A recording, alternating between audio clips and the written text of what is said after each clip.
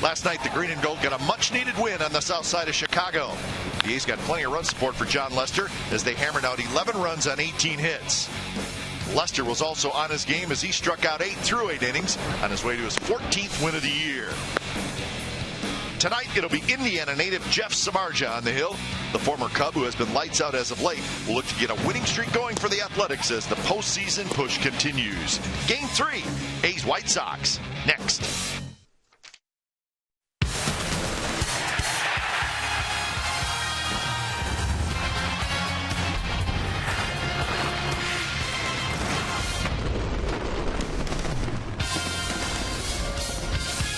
Well, it's been a rainy, breezy day in Chicago, but the rain is gone for now, and we are getting set for Game 3 of this 4-game series here in the Windy City. Jeff Samardzija is going to take the hill for the Athletics. A's won last night, so they'll try to make it 2 in a row over the White Sox. It's Game 3 of the 4-game series. White Sox A's coming up right here on Comcast Sportsnet, California.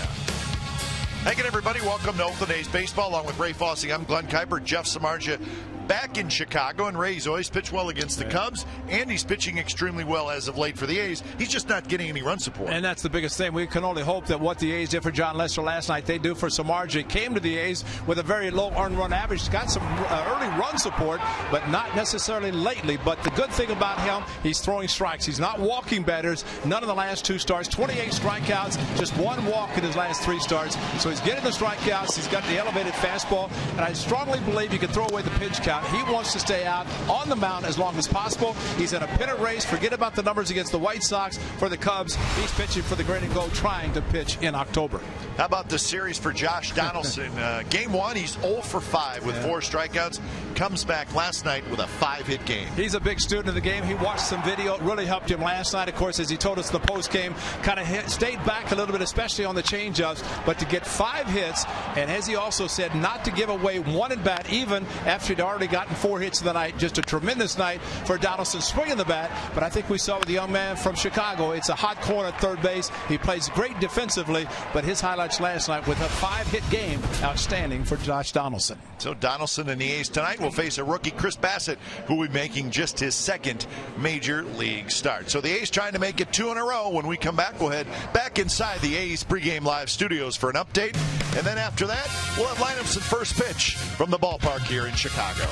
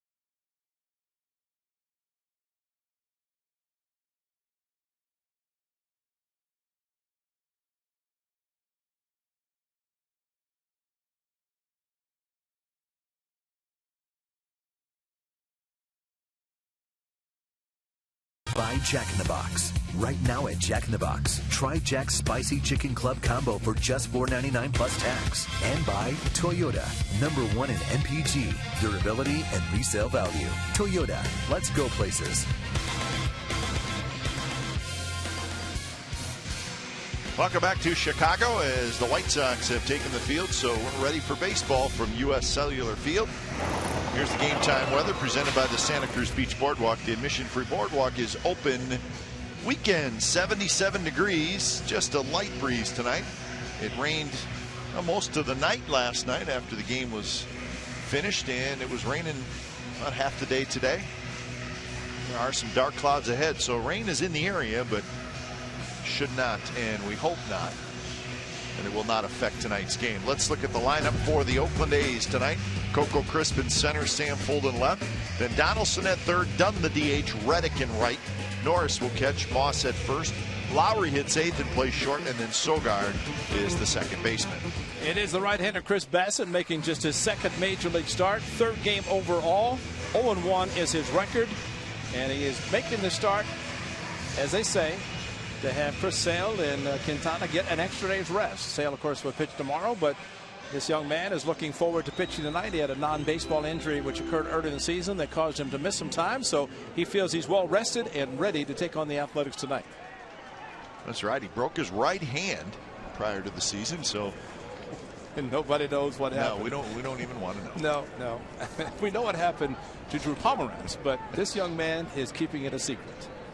So Bassett kicks, and his first pitch is a sinking fastball down and away. As Coco Crisp steps in, 258 the average for Coco. 9 home runs, 45 RBIs, and 2 for 11 in the series. Got a great assortment of pitches, does this right-hander, including a split-finger fastball he uses for a change. Fastball in mid-90s and movement, which he just showed on that 1-0 fastball. And you said he's well rested. He really has not pitched a lot this year. 6 starts in Double-A. Now he's in the big leagues. And it was just the difference, different than last year, when he pitched a lot with the Arizona Fall League and said he was worn out. This year, he's looking forward to the Arizona Fall League because he'll get to work on various aspects of his pitching. And as we have seen in the series, especially with a lot of young players, I would think if you're a pitcher position player, you're young, you want to try to impress the manager and the front office, and if you get an opportunity to play at this level. Coco hits one high, deep, and foul down the right field line. So 2-2 the count. Sam Full to follow, and then Donaldson here in the very first inning. He's with a offensive explosion last night. 11 runs and 18 hits. Quinn Walcott, young umpires calling balls and strikes tonight. Dale Scott is your crew chief, and he is down at third. And I think the only challenge we'll call tonight for Quinn Walcott is play at the plate. Had a couple at first base last night that he's on the headset a couple of times. Broken bat grounder. Wilkins, the first baseman, picks it up. So Coco is retired. 1 out here in the first inning. So here's the defense for the White Sox. Danks, Eaton, and Garcia in the outfield. That's Jordan Danks, the brother of last night's starting pitcher. And Gillespie, Ramirez, Sanchez, Wilkins on the infield. And Josh Fegley is your catcher. Lined by Robin Ventura, probably thinking about tomorrow's day game after night game. And Tyler Flowers has caught the first 2, and so Fegley gets the start tonight. More likely to be behind the plate catching Chris Sale tomorrow. Sam Fuld hitting in the 2 spot. So the overall numbers for Fuld, 250. With the A's, he's hitting 221. Fuld is 3 for 9 in this series with 3 RBIs and 2 runs scored. And kind of as we have said before, when the A's are facing a pitcher for the first time, it might take one time through the batting order. Adam Roden can provide all the video and all the scouting reports, but you have to see a pitcher as they are for the first time tonight, and so that will make a little bit of a difference. I think the one guy that's faced him is Billy Burns in the minor leagues, and that's it. So everybody else in the lineup, Billy is not playing, but everybody else seeing this right-hander for the first time. And now 3-1 to Fuld.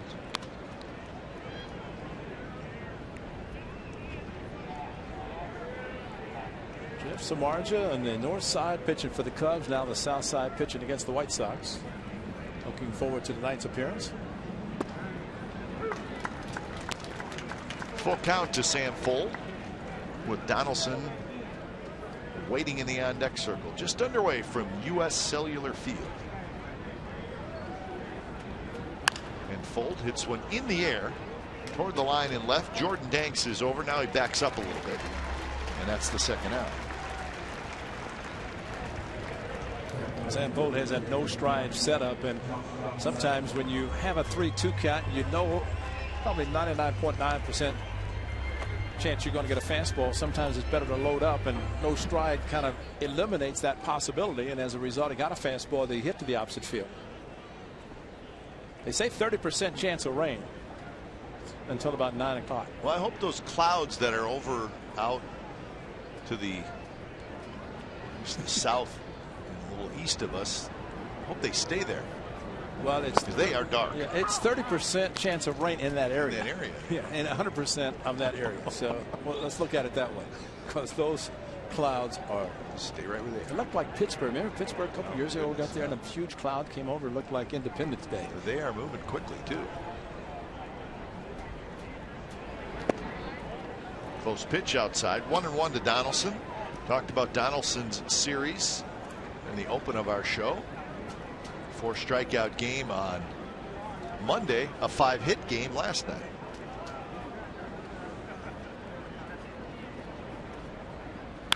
And he rips that one to left, and it's right at Jordan Danks. I don't know that if you could hit a ball any harder than that. And it's right into the glove of the left fielder. So 3 up, 3 down inning for the A's in the top of the first.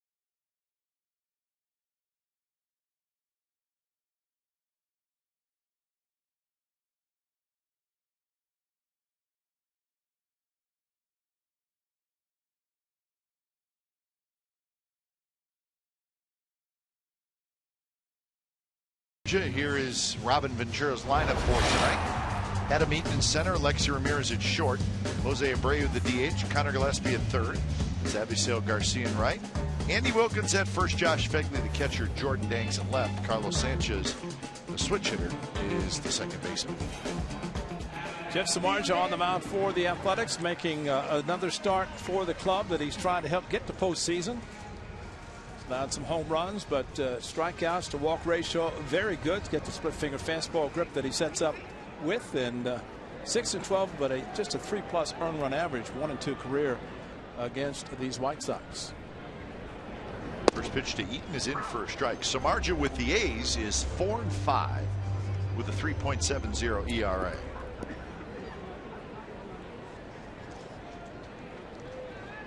Facing the speedy Adam Eaton, who is 1 for 7 in this series. Corner infielders in, and it's a quick 0-2 count to Eaton.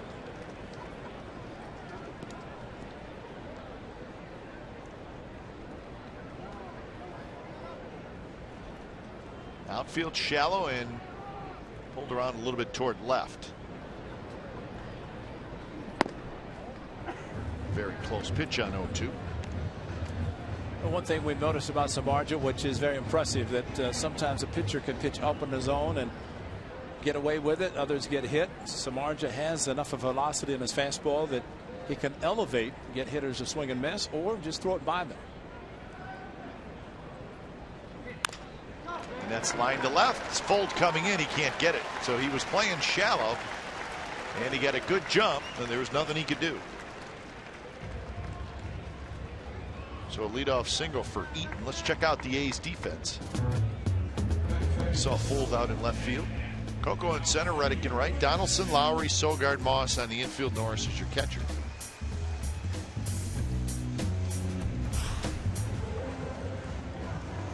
So with the leadoff man on, here's Alexi Ramirez.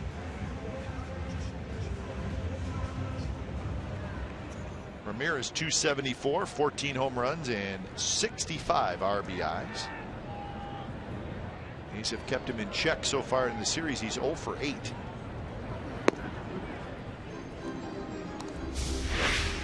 Look how shallow. Of course, Eaton really not a lot of power, and boy, what a great job charging, but came up a little short as the ball was hit off the end of the bat by Eaton and not drive it. Had he driven a little bit better, Fold would have been able to take a hit away from him.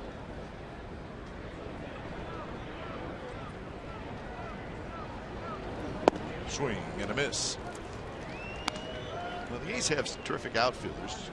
Coco can go get him. Reddick's a Gold Glover. But I think Fold gets the best jump on balls of any A's outfielder, maybe anybody we've seen. It's uncanny how good he is at it. And the one thing he does so well, he breaks in. It's almost as if his first move it's in instead of back, as a lot of outfielders, some outfielders will do. And a big swing, and it's not like he won't get caught occasionally, but more times than not he'll break in and rob guys and hits in front of him. And has the ability to go back on a ball.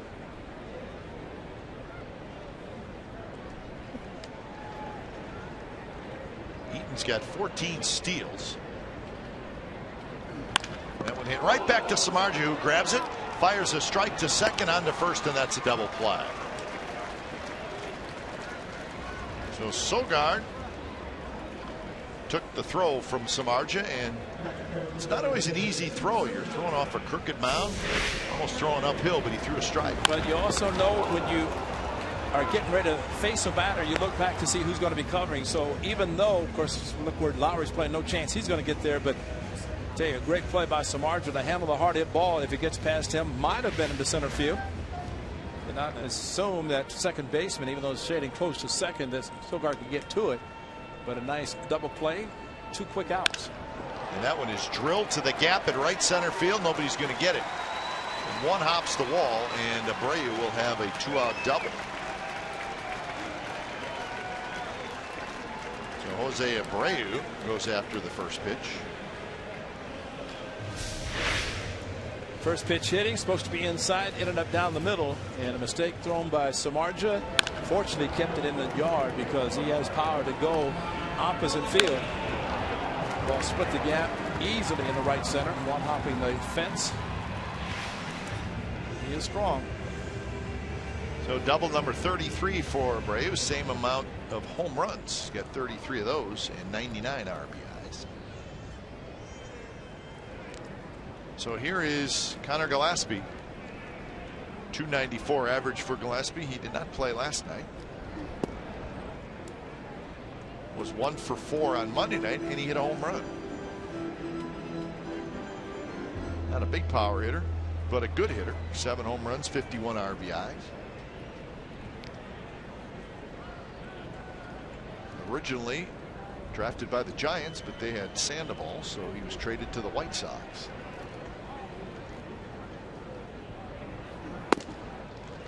Missed again. 2-0 the count.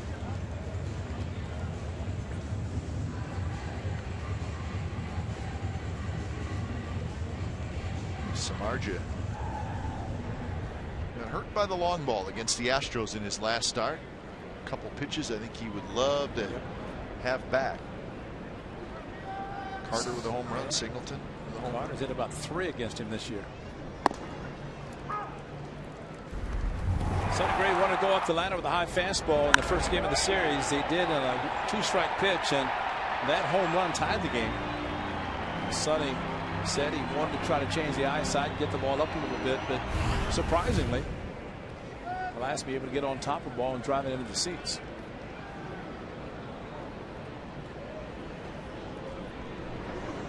Swings and misses. Good pitch there by Samardzija. 2-2 the count. A hard slider after a good fastball, and ball down out of the strike zone. Change of speed. Scott Gillespie. Similar pitch that he swung at for the first strike against Sonny Gray on Monday, and then that's when it came back and hit the high fastball for a home run.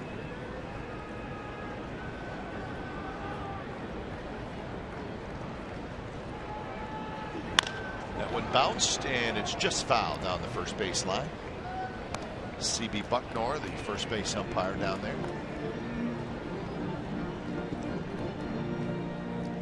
Saw those impressive numbers for Gillespie. 2 outs, runners in score position, and he's got 51 runs batted in, 7 home runs, so hitting 4th, but more of a run producer and someone who might hit a lot of home runs.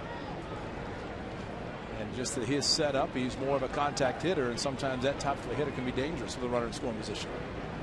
And he swings and misses, striking out, and Abreu is stranded at second. No score after 1 from Chicago.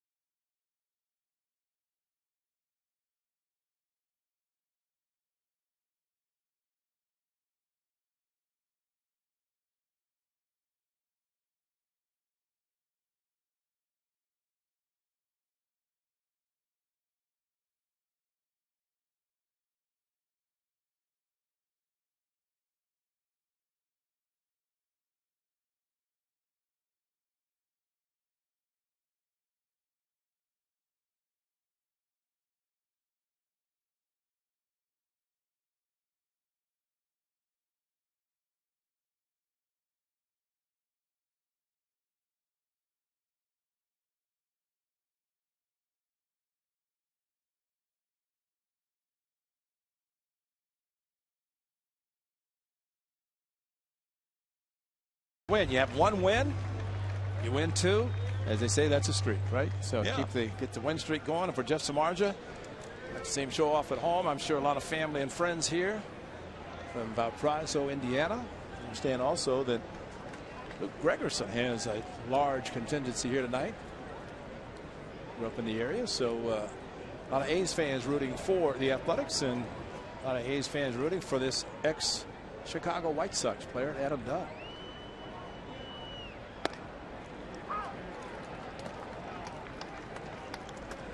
I think it'd be nice for Adam Dunn to get out of Chicago, because between all the meetings, visits, and everybody that he's had to see, and while he's been here for the 4 days, or have been for the 4 counting tomorrow, the golf cart's still parked out. Yeah, it hasn't moved. A's clubhouse. So Steve Vucinic trying to figure out a way to get it on the plane. Vuce thought he was going to have an easy trip. He's got to get a golf cart home. Or somewhere. Adam Dunn, 462 career home runs. You know, as nice as that golf cart is, he might be able to drive it to Texas. Just hop in it, head down the freeway. It'll probably go as fast as some cars. That would be a sight to see. Adam Dunn is cruising along with a golf cart. And the Texas Longhorn on the side. A little pop-up foul. Shift was on, so nobody can get to it. Count remains 1-2 to Dunn.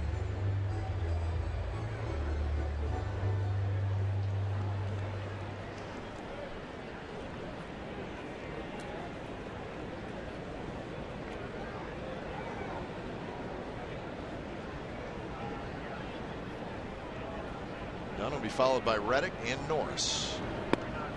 Just a bit outside. A's are 81 and 63. So this is game number 145. 17 left after tonight. 17 of the biggest games of the season. 18 counting tonight. Good pitch there, and Dunn swings and misses. First strikeout for Chris Bassett. Well, the hard slider, one of several pitches this right-hander throws, and started outside with the fastball, trying to get Dunn to chase. He did not, and came back with a slider to the back foot. And got the swing and miss.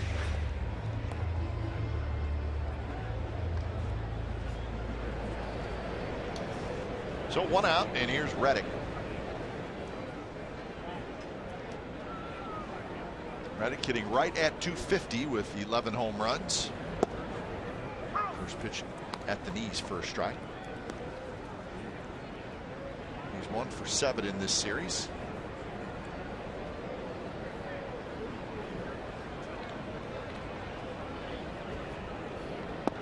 And a quick 0-2. Just that one hit is a home run.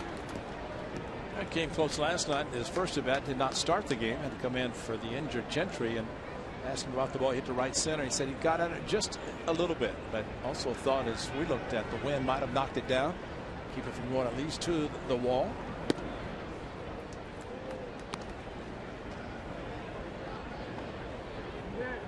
Shift is on for Reddick with, well, has to be the third baseman playing in the shortstop spot. So Ramirez on the right side of the diamond.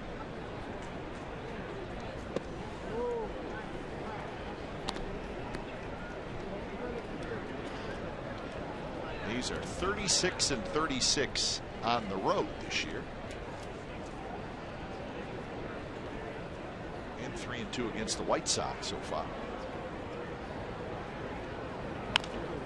This one's skied right side of the diamond. And it'll be Ramirez who grabs it.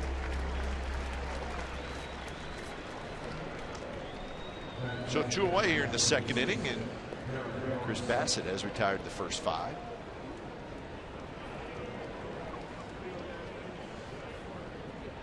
Last night the A's with 18 hits, and they were 9 for 22 with runners in scoring position. 22 at bats with runners in scoring position. It's probably the most impressive number of the night. You're going to get some hits if you have that many opportunities. I think coaches are always happy when those numbers come out. See the ball club, they just want to continue tonight. That's a great thing about baseball, good and bad. You're going to play the next day, and you're going to continue if you have success and hope to pick up if you don't. He's also scored 11 runs against the Royals on August 12th, and they had 20 hits that night. That was in Kansas City.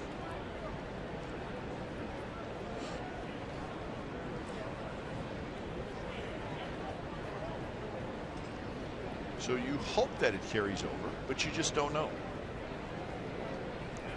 Kansas City didn't. No, you're right. It did not. It's all right, though. You have to feel pretty good about yourself if you have that kind of night offensively. 2 to Norris, who's hitting .277 with 10 home runs. A good curveball right over the top. Good downward motion and movement of the curveball. Good slider to Reddick in on his hands. Also good slider to Dunn to strike him out.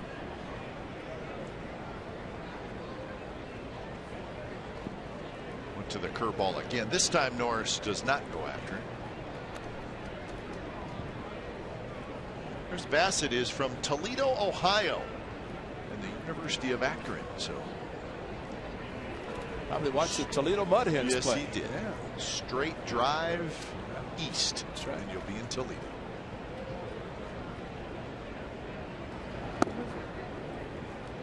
As you're on the freeway going east, just look to your right and you'll see Charlie Finley's farm.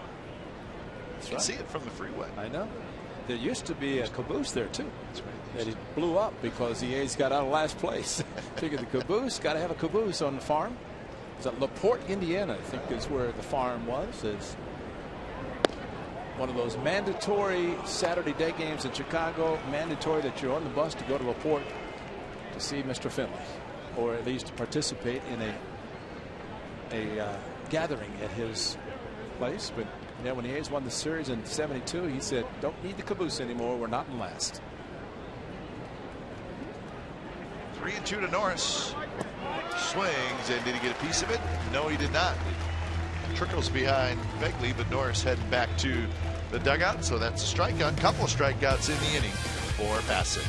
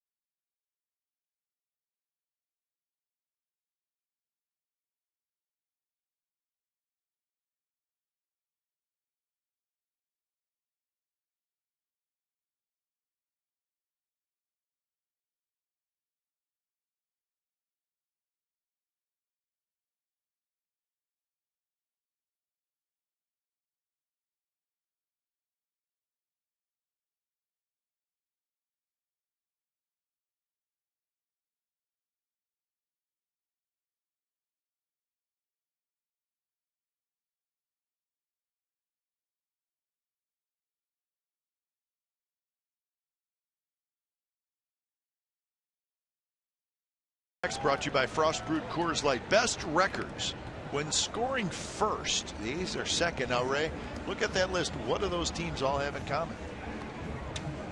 Top of the divisions. What else? That's it. All very much in the postseason hunt. So you wonder, does scoring first must mean you're a good team? Interesting. Yeah, well, I guess it's saying you get the lead and you can hold it. Yeah. So maybe scoring first and scoring late. Yeah.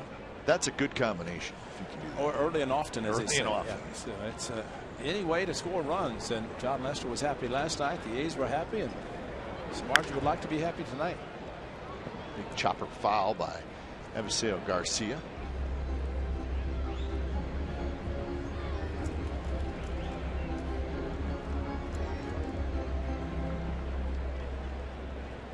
So 0-1 to Garcia. Be followed by Wilkins and Fegley.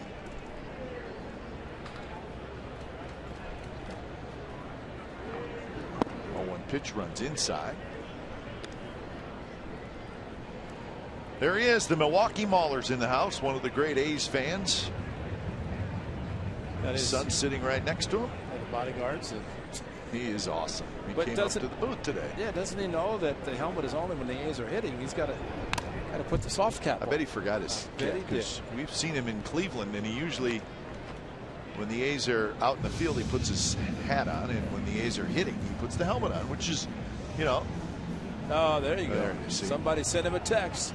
Said, hey, we saw you. Where's the soft cap? Got it on. Playing some defense. He's a huge A's fan. He's from Newcastle, Pennsylvania, which is about a 6-hour drive from here. And we've seen him in Cleveland. We've seen him in Detroit. We've seen him here in Chicago. He just got here today. We've seen him in Pittsburgh when the A's were there for interleague. And he wears the number 35 on the back. It says the Mauler. And I said, why 35? He said Ricky's original number. It's kind of been his favorite number to wear. Yeah, he's great. And I guess if you're big as the Mauler and you want to wear a number, you wear it. Yeah, you're going to tell him to take it off? Got to get a different number. He's a nice man, though. He is a nice man. If you don't know the story, he's As I said, from Pennsylvania, just a huge A's fan, and he used to be a professional wrestler, and his name was the Milwaukee Mauler. Yeah. So we don't even know what his real name is. He's just the Mauler to us. An A's fan and the Mauler. And he said he's got the mustache and a little goatee. He says the long hair. It's the A's look. He said, got to look like the A's. He looks a little tired, though. He had a long drive today. I said, you drove the speed limit, right? And he just chuckled. He said, I had to get here.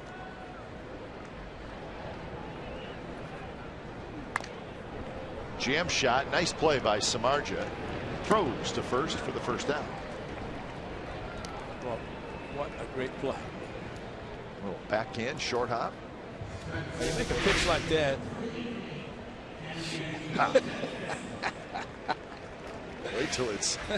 Wait till it's close late. He'll be really into it. Maybe on top of the A's dugout by then. Now, Samardzija made a great pitch on Garcia. Sometimes you make a great pitch and hitter gets jammed, the ball gets by the pitcher, and had that happen, Garcia might have been able to beat it out. So Samardzija twice tonight has been able to handle his position on the balls hit back to him. One hard, one soft, so he's handled both types. This is Andy Wilkins, young first baseman, who we saw on Monday, and then he pinch hit last night. Wilkins is 1 for 19 with 9 strikeouts. It's being called up. Big power numbers in AAA. When you get one hit in 19, that's why the average is in the bingo territory. 0-53. That's not good. But it could go up quickly. That's right. That's the good thing about it. Get on the interstate above the Mendoza line.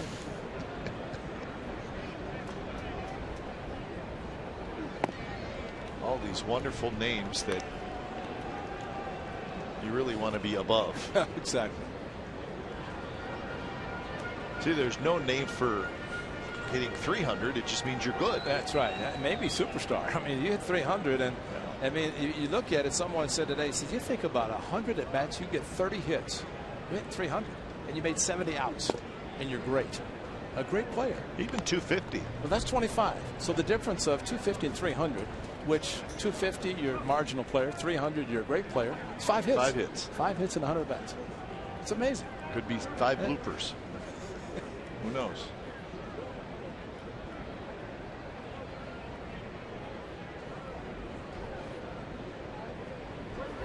2-2 pitch jam, but it's one of those things about baseball statistics is there's just, I think more than in any other sport, there's certain numbers that just automatically jump out.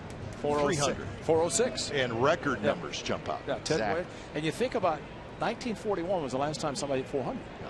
41. And that was 406. Ted Williams, who played the last 2 games and said out, no, I'm going to play, and got about 6 hits. Chased a high pitch, and that's the second strikeout for Samardzija. But they always say this is a game of failure, and I think if you're looking at those numbers and what a hitter's trying to do, in this case, a 2-2, and you know he's got less than a second to decide, is this going to be a strike? What pitch is it? It's a ball. It's an off-speed pitch, and he swings wildly at it. And he strikes out. But you know, if a guy hits 250, that's average. Yeah, it is average. And 300 is really, really good. Yeah. 200 innings. That's a goal for a pitcher. At one time it was 300. Yeah. That's the difference of then and now. But it's the difference also of a 5-man rotation, a 4-man rotation, 40 starts versus 34, 35. But RBIs, 100. Yeah. But you're right about certain categories, certain numbers, and that's what baseball, that's the great thing about baseball, because those numbers seem to be remembered by people. Exactly. No matter how far you go back, and you're thinking about the future. That's exactly right. 20 wins. Yeah. It's always, if you win 20, that's what you want to get to. Exactly. But as Adam Dunn said, the ring. You know, never been in postseason, approaching 2,000 games, and he's excited about joining the Athletics and that possibility of playing in October for the first time in his career. Fegley, the young catcher, swings and misses. So a couple strikeouts for Samardzija in the second inning. And we're scoreless after 2. We'll be back.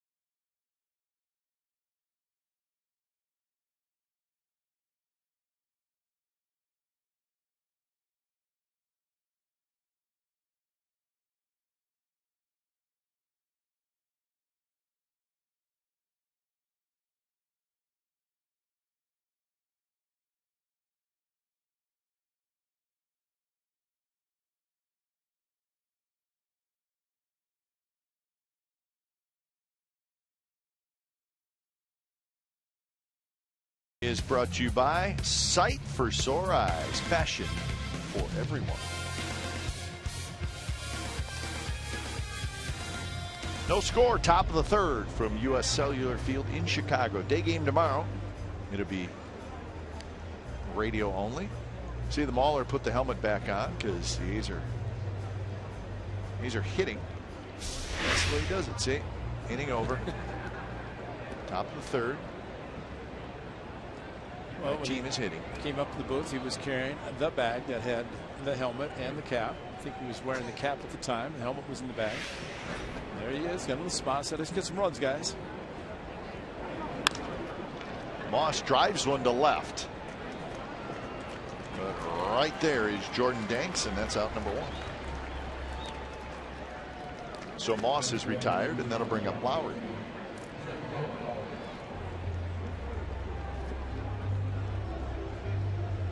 Full slate of games going on.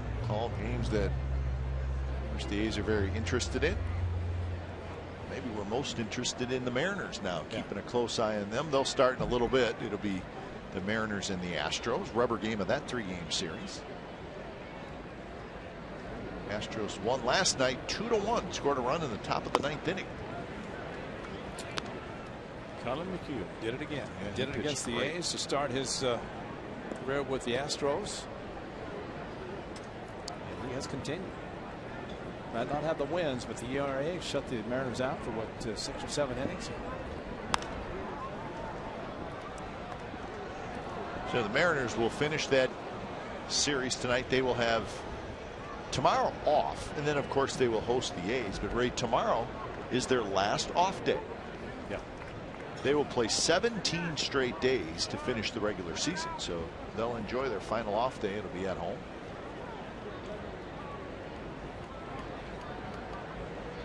The A's have their final one on Monday. For the, I think after Seattle, they'll. Yeah, when we get home from Seattle. There's your updated standings. The A's 8 back of the Angels, so the Angels are rolling toward a division title. But look at that wild card. Tigers are the number 2 wild card, game and a half behind the Athletics. The Mariners are just a half game back of the Tigers. Blue Jays have been on a little hot streak, so they've snuck back into it. I think regardless of whether it's division or wild card, you look at the loss column. You can never take away losses, and you have the difference in the losses. Of course, the A's a couple of games ahead in the loss column. And that's the difference in the AL Central as well. The Royals and the Tigers, well, they're technically tied for first place. But the Royals have 64 losses. The Tigers have 65.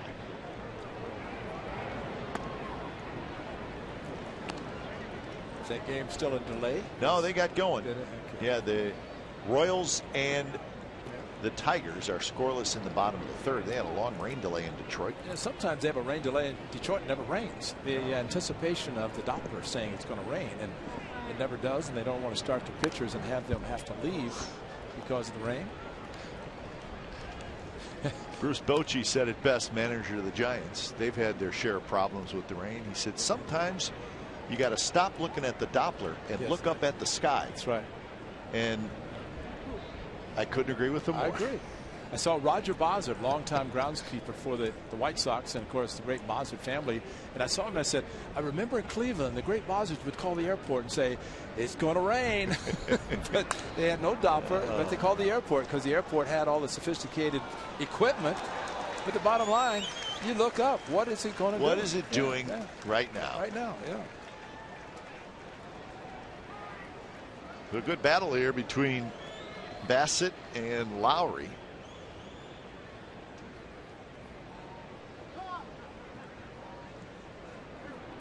Lowry hitting .246 with 6 home runs. And this one's popped up. Fegley's coming back. He's going to have a play, and he makes a basket catch right in front of the railing. So you get in that area, there's always a lot of traffic down there, and it's not necessarily human traffic. It's, oh, you got on deck circle, you got everything going on. You got a security guard with a chair. They got fans leaning over. Wow. See all the stuff in the on-deck circle. I think Quinn Walcott threw out the fan. Leaned over and had no chance to catch it.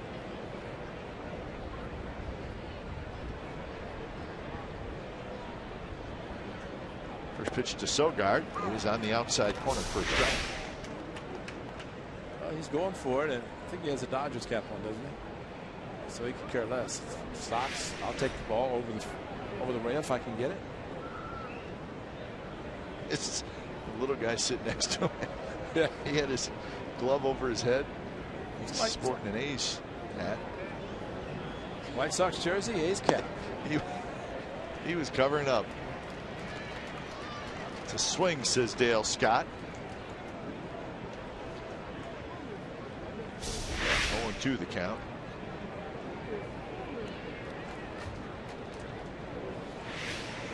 That was, I guess, construed to be a swing, although Sogard's body kind of lost his balance a little bit coming out of the batter's box. And that one called the ball. 1-2.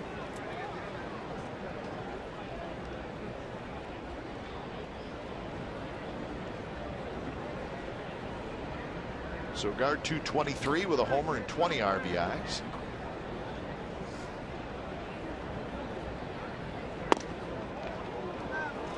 Missed again, 2-2. It was interesting to see catchers sometimes the movement. See, he's set up behind the plate, and if he's going to call a pitch outside, might as well split the outside part of the plate, see which side he moves. Goes inside, and getting an on-deck hitter, sometimes you can kind of help out by saying something, knowing the pitch is going to be inside. So 9 up, 9 down for Chris Bassett to start the game as we head to the bottom of the third.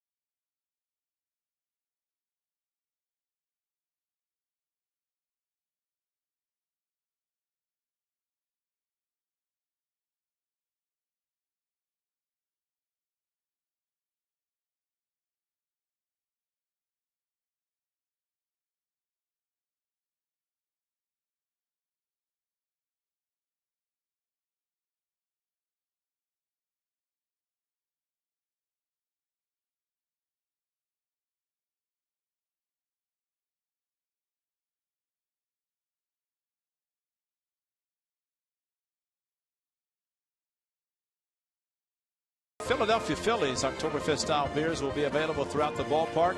10,000 fans will receive an A's Oktoberfest stein courtesy of Cache Creek Casino Resort. In addition, fans may purchase special ticket to attend a Brewmaster meet and greet that includes a commemorative Oktoberfest ceramic stein. For tickets, as always, visit athletics.com/Oktoberfest. All right, that's a sweet look right there. A's jersey, a hard hat, Notre Dame, luck of the Irish. I think he's been in South Bend a few times. I think he has. So, got to be a Samardzija fan. But we have tracked down the Luke Gregerson fan club, and it's not small, Ray. Park Ridge, Illinois, and makes his home in Chicago, and that is in the Chicago area. Jeff's trying to tell Kipe where Park Ridge is. I know it's It's a Chicago area type. Jeff said in the area. So is the rain. So Jordan Danks singles to left field. It's over by O'Hare. We are being told. Well, so they're all in yellow. They are wearing number 44 with their names on the back, A's on the front. And they're in left field. They got that section pretty much taken over. So that's a good group. They're having a good time with their 44 jerseys on. Well, and there's a pretty good chance. I think the A's hopeful of having the lead in the 8th inning or 9th. Last night there was a possibility Gregerson was going to try to close the game. Oh. Somebody needs to put a referee jersey on. Here's Carlos Sanchez, who fouls it. Sanchez, the switch-hitting second baseman. He's the one who collided with Craig Gentry last night's game.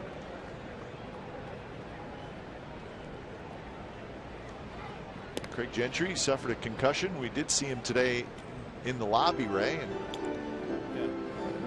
I think there's got to be concern about how, first of all, his well-being, obviously. I think he's going to be out for a while. Yeah, he said a little difficult walking from the bus to the clubhouse after he took the bus out.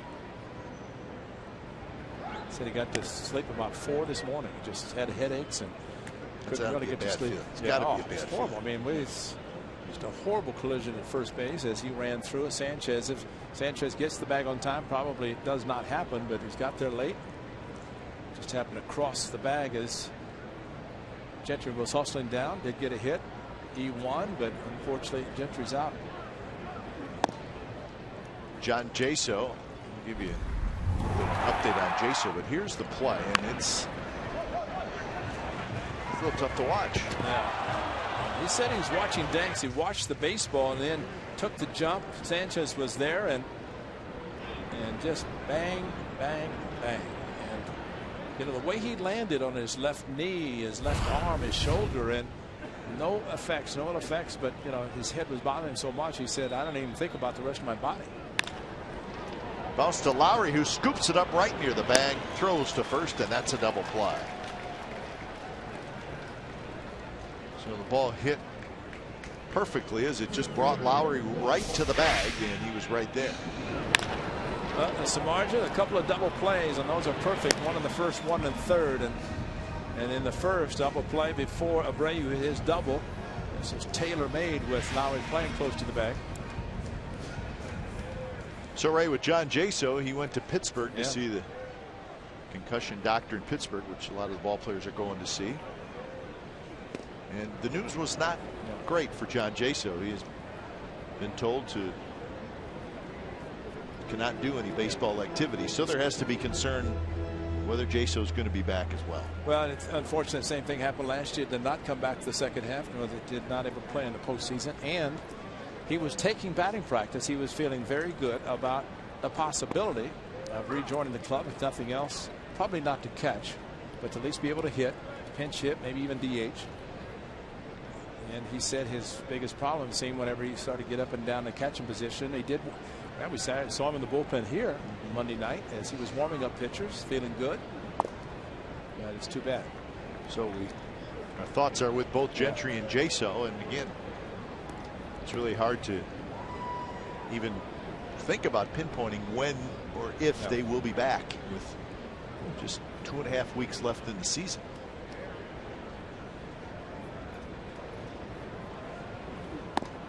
And I stand corrected last night when I made the comment about Gentry and the 7-day concussion disabled list. That's under normal circumstances first 5, but in September you have the adjuster increases. So it's not necessary for him to be placed on the DL, which I guess in a sense if he's able to play with before the 7th, sure, that he would just stay on the roster according to that, not going to the DL. So Samardzija with another strikeout. He's got 4 as the mist starts to fall here at US Cellular Field.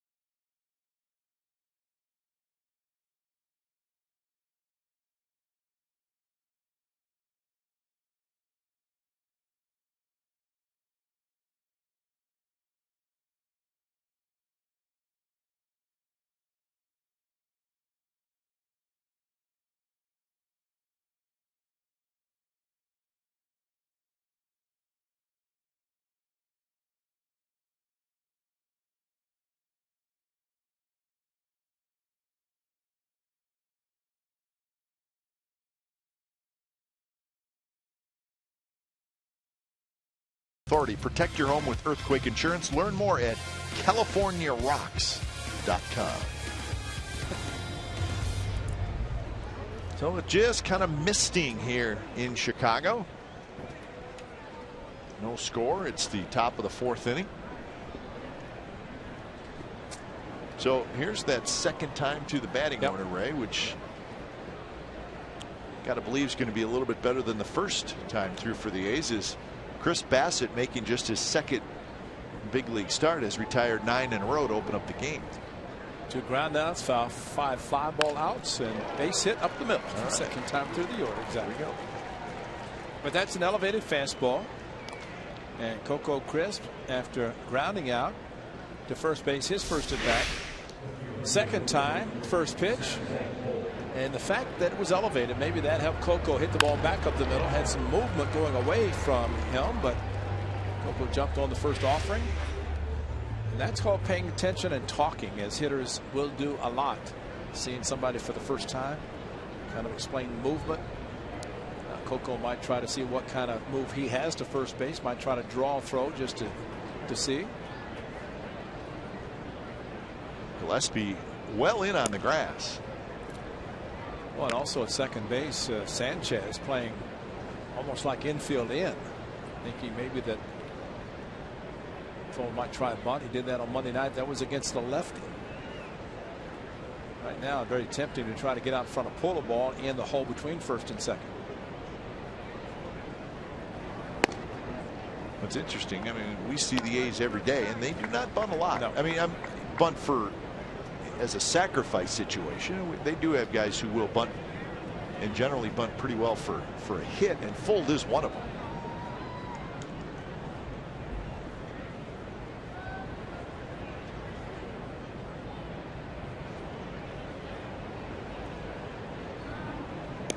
Now Coco a little bit bigger lead after seeing a throw in the first pitch, and a little bit bigger lead. Of course, and Adam Roden does a great job making sure that they know all the pitches a pitcher throws, also what kind of move he has, the time, releasing the ball. Ty Waller will keep the stopwatch also to let the base runners know. Coco not running, and the pitch pops out of the glove of Fegley, the catcher. So 2-0 with Donaldson waiting in the on-deck circle. How crossed up with nobody at second. Clank. Well, he's lucky he got a glove on. It's heading right towards his mask, but you'd have to think that this is your home ballpark. You don't have to worry about somebody in the scoreboard. They used to do that, the old Comiskey Park. They used to have lights flashing all the time. Yep. Be behind the plate, you see a light flash. Well, what is that? Well, it might have been somebody in the scoreboard. Flash, base hit, or flash, fastball. There was some ghosts in that scene. Yes, it was. 2-0 to Fold. 3-0 to Fold. Coco's got the one-way lead, and that's towards second base, but he's yet to run. And you don't want to try to think about running maybe with a pitcher now having trouble throwing strikes. First time for this right-hander to pitch out of the stretch. So far, the Bassett has thrown 3, not even close. And that one missed outside, and the A's are in business here in the 4th inning. 2 on and nobody out for the heart of the order.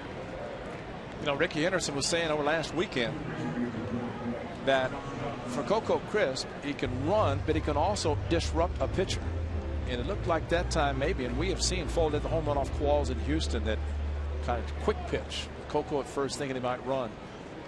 So Qualls did also last Saturday to Reddick when he hit the double. But you get a big enough lead, and the threat of running sometimes can cause a little bit of a problem for the pitcher. Like that time that Bassett was trying to rush his pitches to Fold. So good opportunity for the A's to score first with Donaldson stepping in. He had a bullet right at the left fielder first inning. Bassett misses with the first pitch. Good slider after 4 fastballs missing. Weren't even close to full. Now first pitch slider to Donaldson that he took nicely.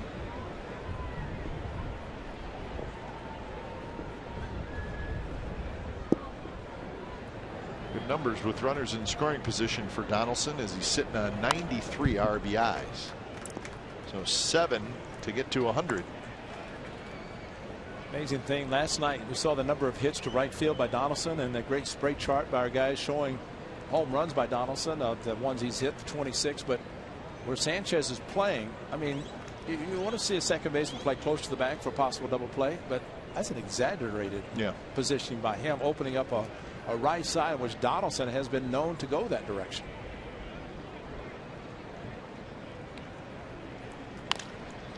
Right to the shortstop, out at second, and that's a double play.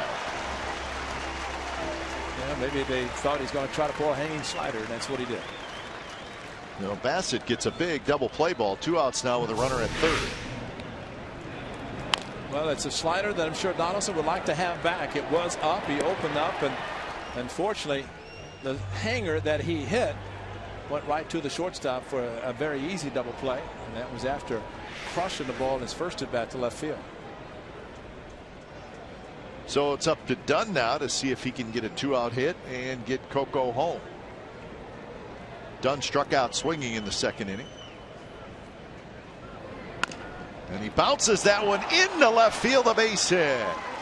So he beats the shift. You saw where the ball went, and if you like to look at it this way, it would have been right to the shortstop if he was playing a normal spot. And this is planned. Adam Dunn did it in Oakland with Reddick at first and sent him to third on a base hit to left field. You see how he delayed his swing? He saw the hole. He saw the third baseman even with the bag. And he said, I'll take it. And, you know, that's smart hitting. Why try to hit over a shift, through the shift, and try to hit a home run when you can flip a ball to left field for an RBI single with 2 outs? Smart hitting. So that's RBI number 60 for Dunn. Tapper to the right. Wilkins has it. He will flip to Bassett, side retired. But Adam Dunn with a 2-out single knocks in crisp, and the A's lead 1-0 after 3.5.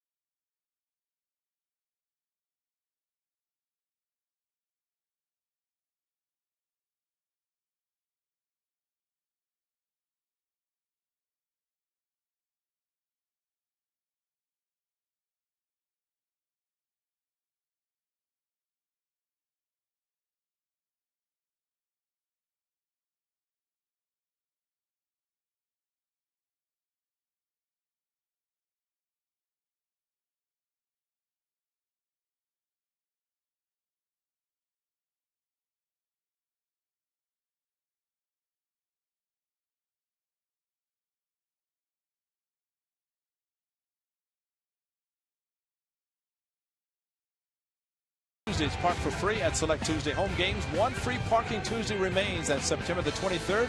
That's against the Angels, that is, of Anaheim. That's the second to last home game. Purchase game tickets to these free parking Tuesday games at athletics.com/Tuesday. Free parking Tuesdays driven by Chevrolet. Is Luke out there? A whole bunch of Gregersons. I'd find him. Luke said the bullpen underneath the overhang staying dry. Still misting, getting a little more breezy. First pitch to Alexi Ramirez is line foul. So the A's with a 1-0 lead for Samardzija, thanks to Adam Dunn's 2-out RBI hit.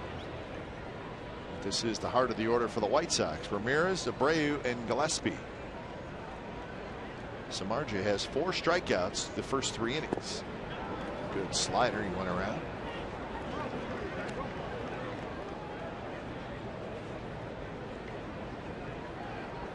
Ramirez hit into a double play in the first inning. He's 0 for 9 in the series.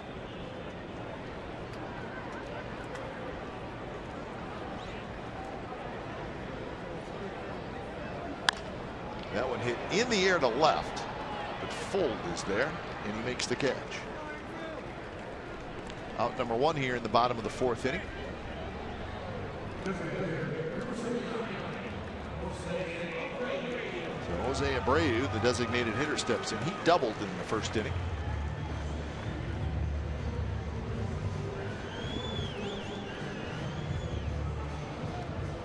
Abreu certainly the favorite to win the American League Rookie of the Year.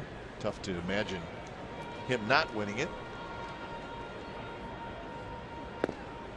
Hey, Kai, you showed the helmet. You know, behind home plate, that's been there. Irish flat cap, just for Jeff Samardzija. They knew he was going to pitch. The Irish flat cap. That's a great looking hat. Irish of Notre Dame. See, if it's tonight instead of Friday, it could have been Samardzija's night. There's a Notre Dame jersey. What a great looking hat. Got the flat cap giveaway. You got the helmet with the fan. And Ed Farmer, a big Notre Dame supporter. Is he? Oh, huge. Matter of fact, at one time, Ed Farmer, who does a radio for the White Sox, did a weekly show. Was it Willingham? Was it Tyrone Willingham did a weekly radio show with him when he got head coach at Notre Dame. Ed Farmer has been the master of ceremonies at some of the Notre Dame functions. That's not Ed Farmer. No, that's the Irish helmet. That's the Irish jersey. And Ed Farmer is over in the radio with DJ Aaron Jackson. There he is. Former teammate back in the 70s with the Cleveland Indians. The only guy I ever knew at the OK Corral in Tucson, Arizona, ate 2 32-ounce steaks in one sitting and said he was hungry afterwards. And if you saw him, you'd think that's all he ate was salad. Yeah. Because he's now a skinny guy. Samardzija throwing well, and that's a great pitch. You get it in the hands of a power hitter and kind of a half swing. Got it on the hands of Ramirez where they fly out to left field. 3-2 now with Gillespie waiting.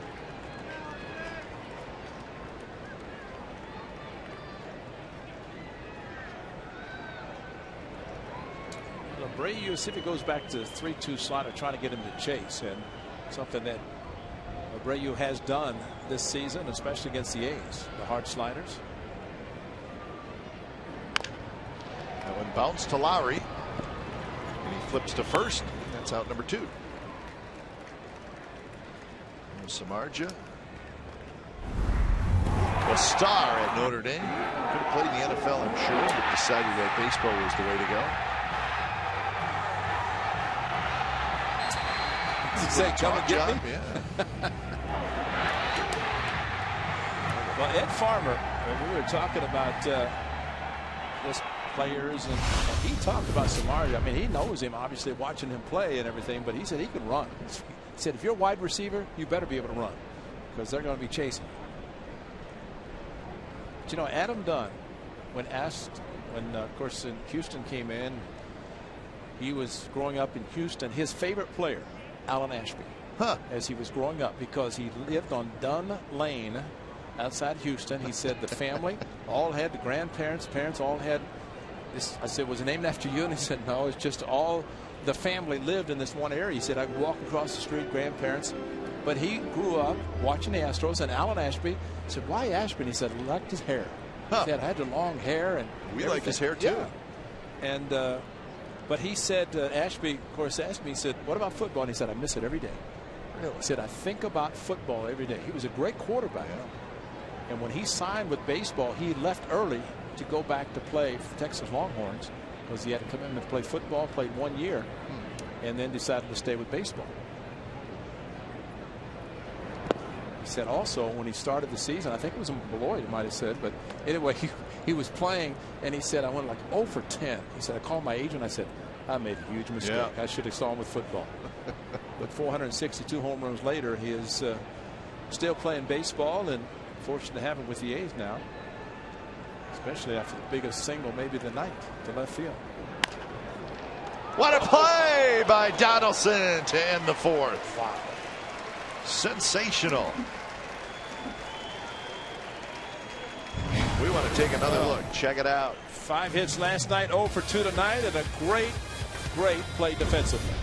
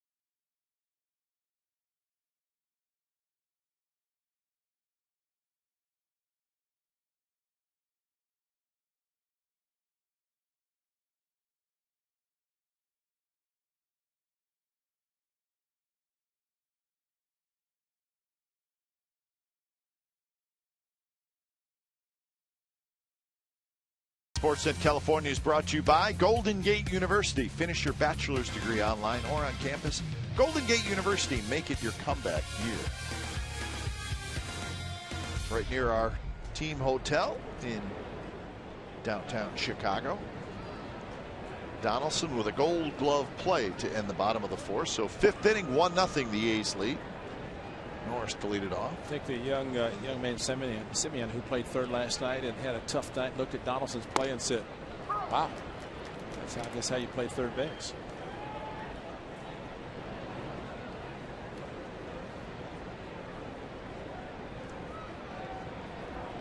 Norris struck out swinging in the 2nd inning. 2 strikeouts for Chris Bassett. He's walked 1. He's given up 2 hits.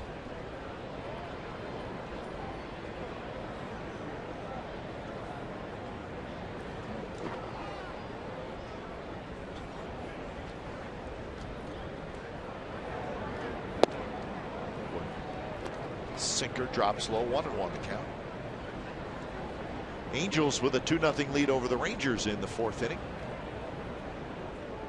It's game 2 of a 3-game series. Shoemaker and Tepich, the pitching matchup there.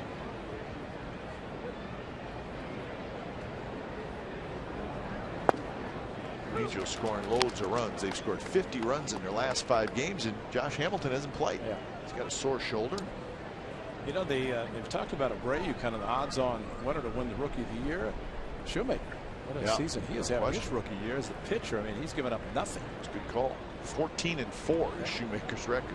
And where would the Angels be had he not surfaced? And especially injuries that have occurred to the Angels pitchers this year. So Norris strikes out looking, and that's the first out here in the 5th inning. And Josh Donaldson to the left side, of course, kind of a shift put on against Gillespie. And what a great diving play as he tries to go an Adam Dunn shot to left field. Instead, Josh Donaldson laid out. And I'd say we're talking about football players, and Josh Donaldson said, you know, as a former football player and a quarterback or a catcher, he said, I just don't think about pain. I just lay out. It doesn't matter. And of course, laying out the way he did to rob the left-hander was a great play. So a big night last night offensively, and proving tonight he could play some defense as well.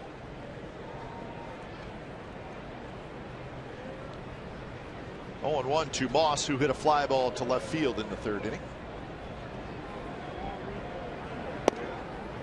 So Moss 0 for 6 in the series.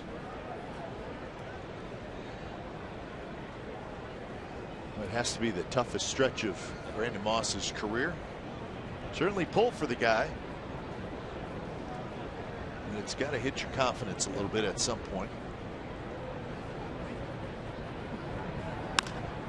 It's this one high down the left field line. It's a long run for Jordan Danks, and it drops just foul.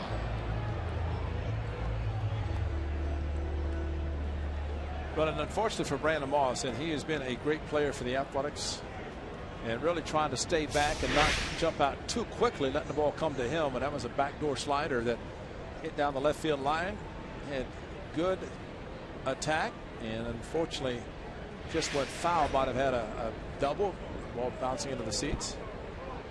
But you know, when you've gone through the career that he has had, he's of course been 3 different organizations before the A's, and you start doubting things that, you know, he's played very well, hit a lot of home runs for the Athletics, but then going through this time, but he's still very positive.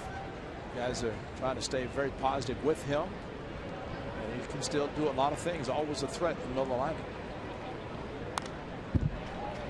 He's 5 for his last 52 and has not homered since July 24th. That's 36 games ago. That is really hard to believe. That was the grand slam that cleared the wall at the Coliseum in the afternoon.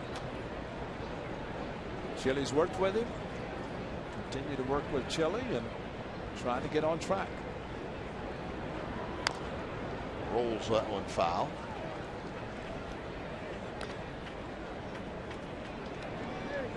Chili knows, as a hitting coach, the numbers we were talking about too, and what you do with certain numbers, 25, 30, 22 hits, whatever. And every hitter throughout the season is going to have a tough time. I don't know that Brandon Moss or Chili Davis ever thought it would be this long of a slump for Brandon Moss.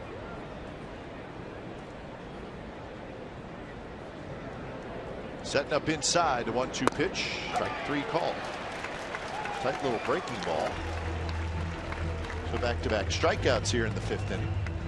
Kept shaking, and that always puts it down in the hitter's mind. What's he going to throw? And he flipped a slider. Brandon started, could not swing, and called strike 3.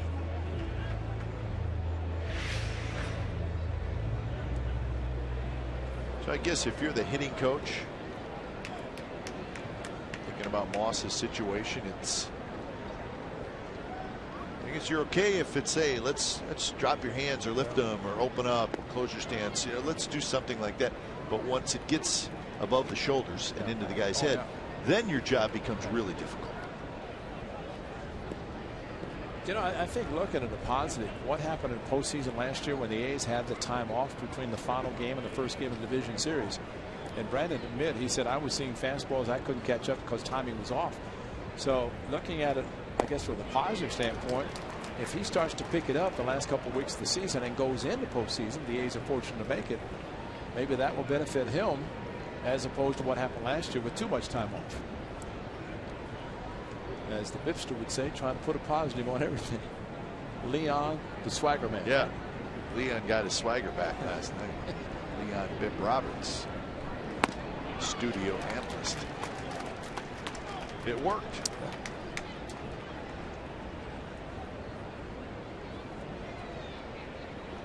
So 1-2 the count to Lowry. Lowry fouled out to the catcher back in the 3rd inning. Bassett trying to strike out the side.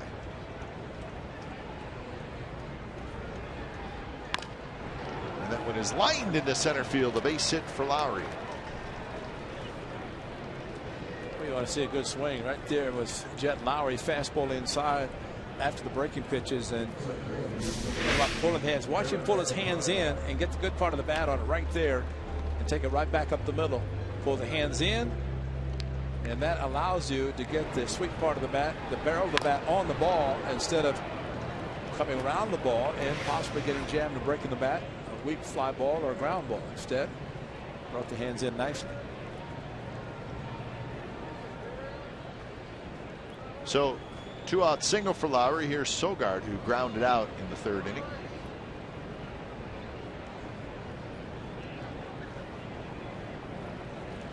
Sogard, good swing, fouls it straight back.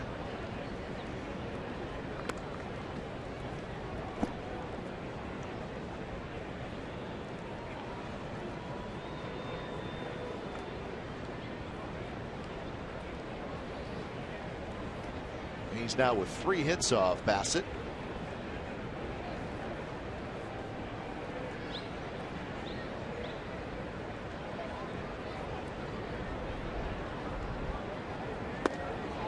Breaking ball that just stayed outside.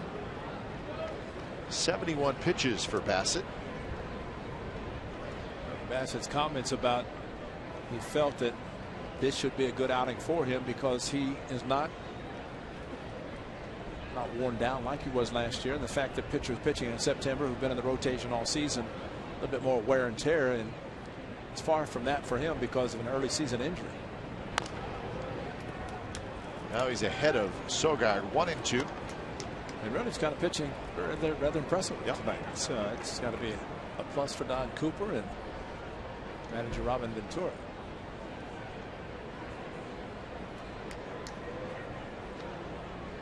There's Don Cooper, the pitching coach since 2002.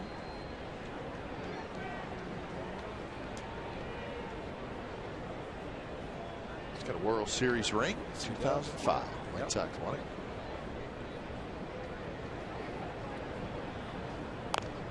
Check swing, roll foul. White Sox also won the division in 2008. Lost to the Rays in the postseason. That's the year the Rays went to the World Series, right? 2008. Yep. Lost to the Phillies. So they've been there one time since winning it all in 2005.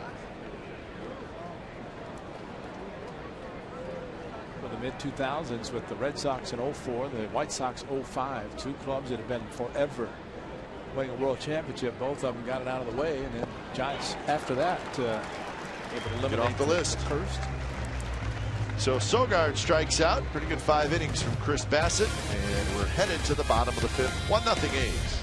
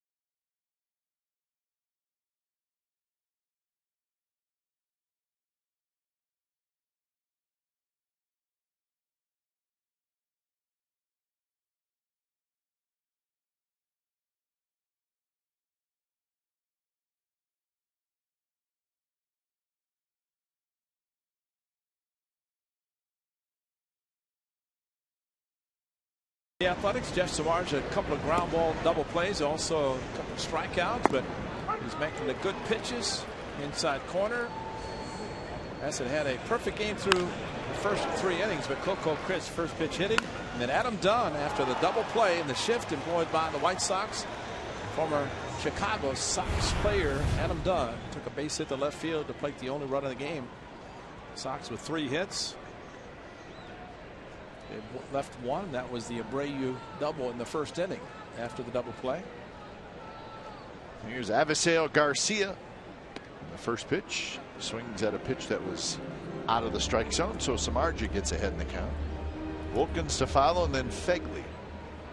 I think there's sometimes you don't even want to throw a hit or a strike. If they're aggressive and they're going to swing at pitches out on the strike zone, and if you're good enough to eliminate the strike zone, let them see if they'll chase. And you got a whole bunch of young players at the bottom of this lineup.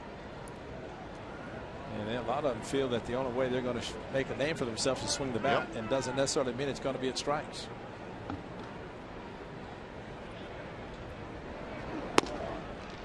Close pitch, 2-1 the count, 95 miles an hour from Samardzija. Only 55 pitches for Samardzija and into the 5th inning, so the pitch count is strong.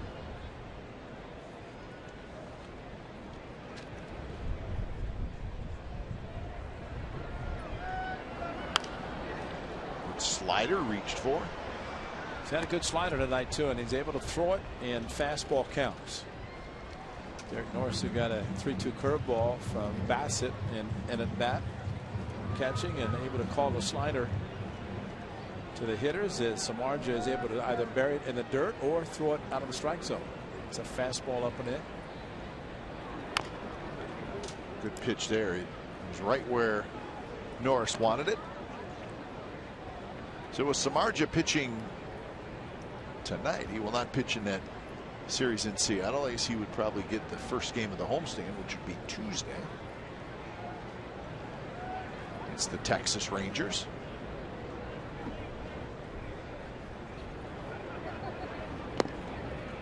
Three and 2 now to Garcia, who bounced back to Samardzija in the 2nd inning. There's Andy Wilkins, the on-deck hitter. Samardzija had a 3-2 count on Garcia's first at bat, threw the ball inside, jammed him. Got the easy 1-3 put out. Does he go back with the fastball inside or the slider away? Fastball inside. And he missed high, and it's a leadoff walk.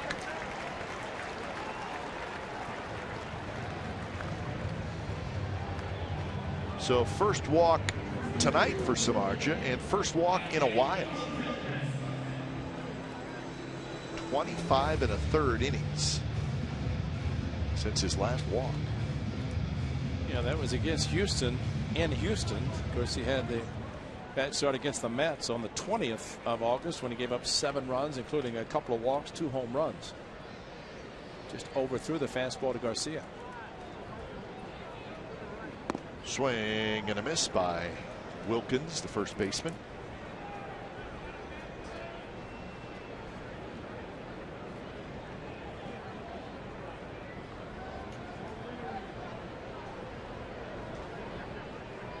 Wilkins struck out swinging in the 2nd inning.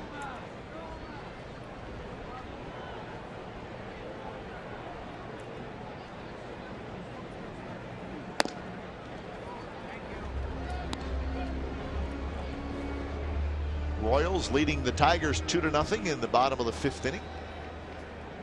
They're trying to salvage the final game of that series is Kansas City and grab first place back in the Central.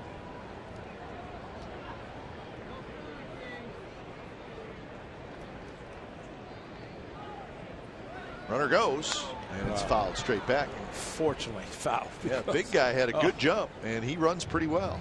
Well, Samardzija does take his time. Look at how long Samardzija with a high leg kick, and looking back was Garcia. It was more of a straight steal, but look back because there was no outs and seeing what Rook was going to do. But there's a case of a left-handed hitter. Garcia getting the jump. It's been over a year since he got to his last stolen base, but left-handed hitter maybe just did not see Garcia running, and Garcia got the big jump, and fortunate for the A's, Wilkins swung. So the count 1-2. Jam, good pitch by Samardzija. Wilkins now 1 for 20 with 10 strikeouts since being called up to the big leagues for the first time.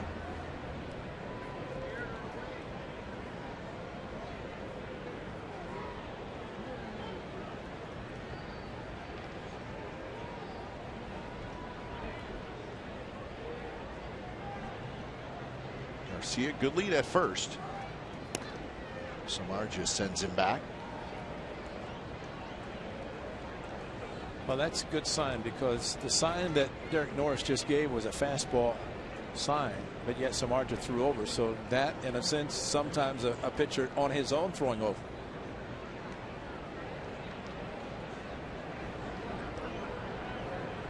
Runner goes, pitches outside. Norris's throw is just a bit late.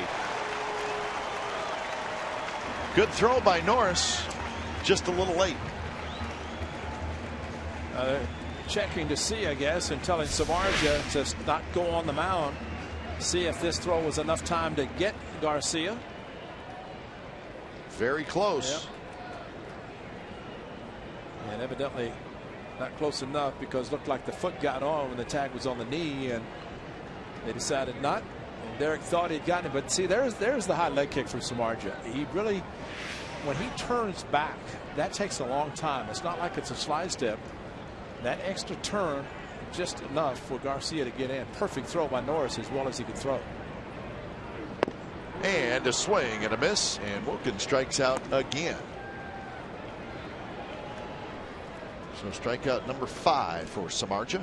Fans, even if you are an A's season ticket holder, you can still get 2014 postseason rights. Just place a deposit on a 2015 A's ticket plan and secure your place in line for 2014 postseason tickets. For more information, call 510-638-GO-A's or go to athletics.com/deposit. I bet they already have their tickets. Oh, yeah, no question. The cap, the jersey, tickets in hand. That young man just does not know who to root for. He lives in Chicago with an A's cap. Good seat, too. Yeah. He's in the front row. 0-1 to John Fegley. There he is. That is a good seat. If he figures he sits in the first row, he's got to have the White Sox jersey on, because he's in White Sox territory. That's right. But with an A's cap showing his allegiance to the Athletics. Sogard spins, throws, and they get Fegley for the second out. Garcia goes to third. That's a good play by Sogard. He was playing near second, and Fegley tried to go to right field. Look where Sogard is. Then he had a range far to his left, and fortunately, the ball was hit relatively slowly, and that's enabled Sogard. But the spin is always difficult, but he'd had enough time to make the 360 turn, pick up Brandon Moss, and make a nice throw to get the second out. Sogard could play some second base. He's an excellent defensive second baseman. So here's Jordan Danks. So the A's got a 2-out hit. Get a run home. The White Sox looking for the same thing. Danks singled to left in the first inning. He's at the third inning. He was erased on the double play.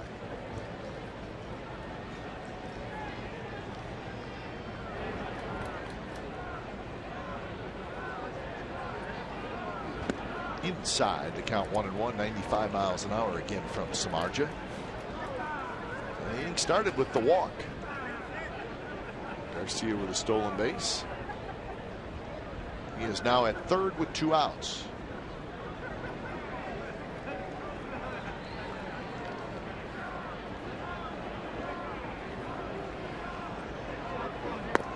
Missed outside. Orioles beat the Red Sox today 10-6. So the Orioles' magic number to win the AL East is 8. Their 86th win of the year. Chen got the win, the left-hander. He's now 15-4. They might have a long time between clinching and the first game of the postseason.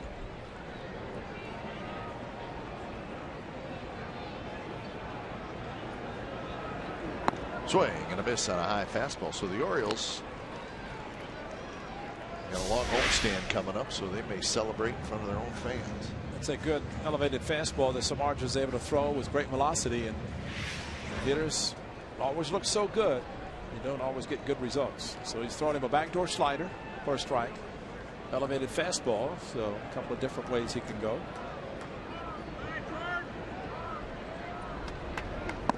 And he went inside, so the count 3-2.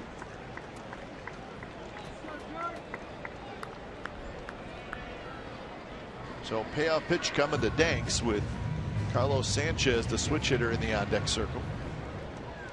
Seems like Samardzija does not throw the splitter a lot with a runner at third base. This should be a fastball up and away.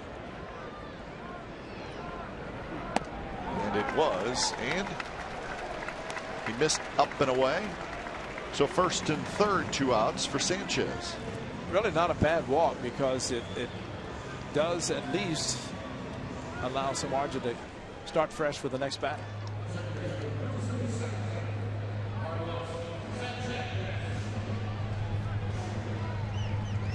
It's rare to see Samardzija give up walks. One is bad. Two, it's only happened 2 other times, making 3 other times this year. And then in the same inning. Yeah. So Sanchez steps in for his second at bat. And a fastball inside corner for a strike.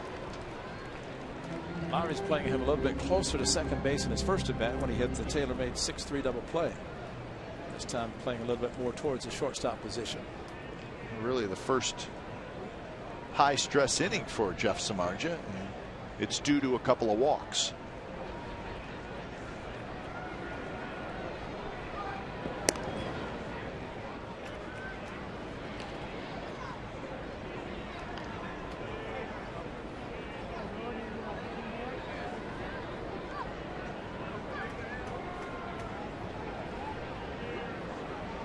Sanchez, not a power hitter, obviously. He's going to spray the ball around.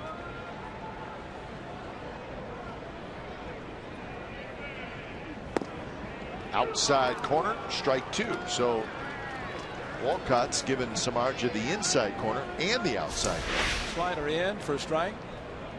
Fastball in for a strike. Then slider outside corner for a strike as well. Now it's pretty good strike zone east and west. So why throw him a strike?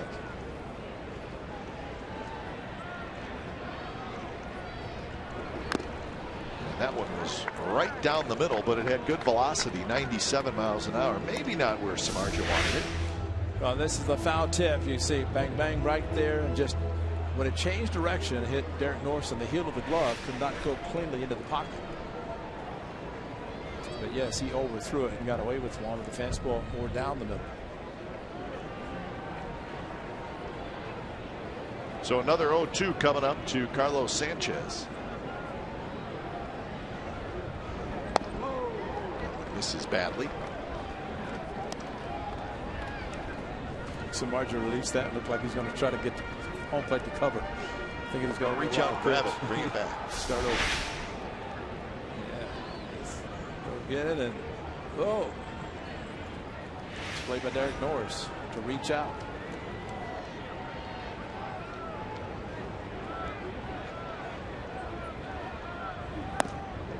Fastball just a little bit high, had a lot of movement.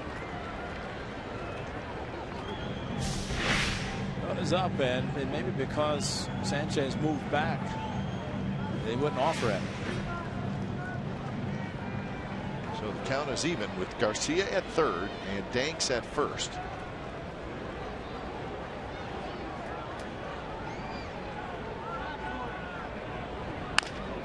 Bounced toward Lowry, who has it. He'll go to first, and they get Sanchez side retired. So the White Sox strand a pair, and we're headed to the 6th inning. Still 1-0 Athletics.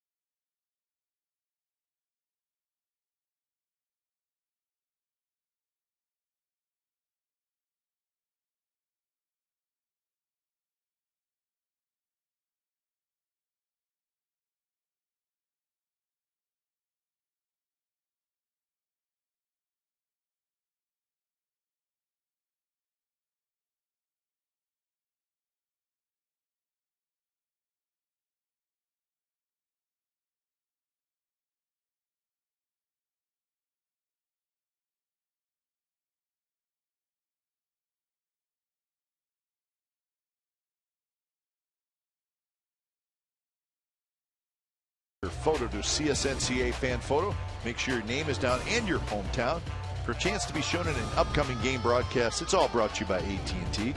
Rebecca Fox from Oakland sends in the photo. It's the Fox family and friends celebrating Rebecca's 35th birthday. Looks like that group is having a good time. One of the big heads got in just behind the picture, or they plan to have him in the picture. We know that the helmet on the Mauler is appropriate. The A's coming to the plate. He's got top of the order coming up. Chris Bolden Donaldson against Chris Bassett. Bassett making just his second big league start. He's done a pretty good job. He's got a hit by Dunn to knock in Crisp in the 4th inning for the only run in the game.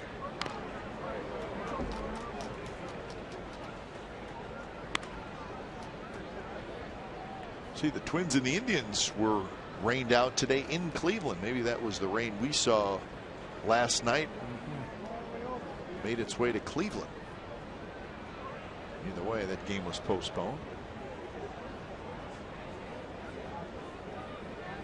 Did not see when they were going to make it up, but at this point in the season, I got to believe it's going to be very soon.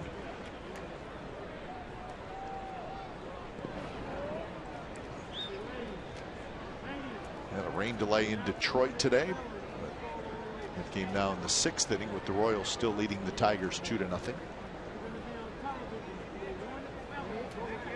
Whoever falls out of first place in that Central immediately comes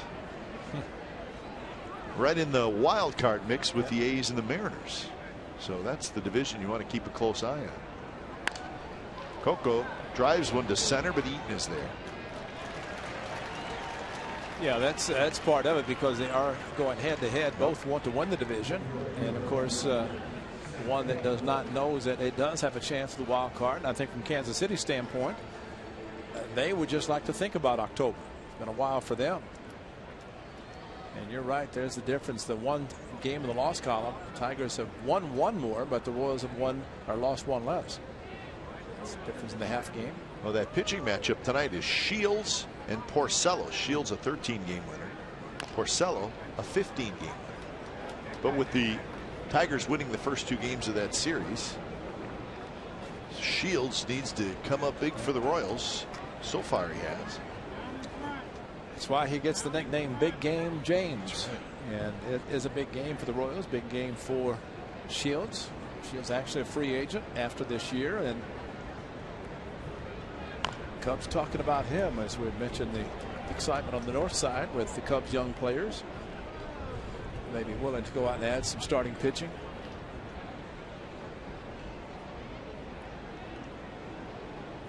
The Tigers have won 11 out of 15 games against the Royals this year, so that makes a big difference. They got 3 more to play in Kansas City next weekend.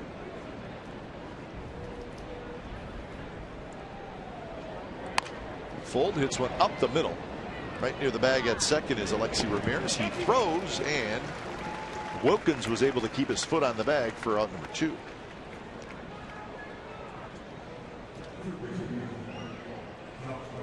So that'll bring up Donaldson. So that's the wild card. The Mariners and their games back is games behind the second wild card team. So the A's with a 1.5 lead. And of course, the Mariners will be waiting for the A's on Friday night.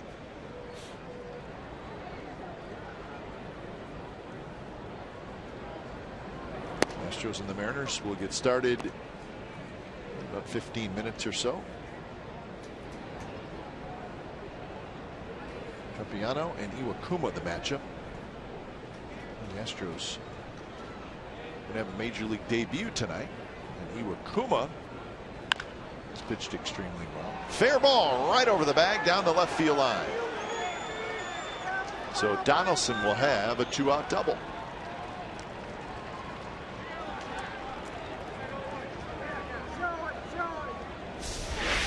Well, hard hit ball by Donaldson, and he hit so hard it really took the third base umpire Dale Scott to make a quick call, and he did. The ball came close to landing fair after it crossed the bag, but it's where it crosses the bag that counts, and right there, actually, it's on the line regardless. So if it's on the line or very close to the line, that means it had to go over the bag. And Donaldson continues to swing the bat well. And now for the White Sox, they have to determine if they're going to pitch to this lefty. I think they will with first base open. Just a question, shift. So it looks like they're going to go after Adam Dunn.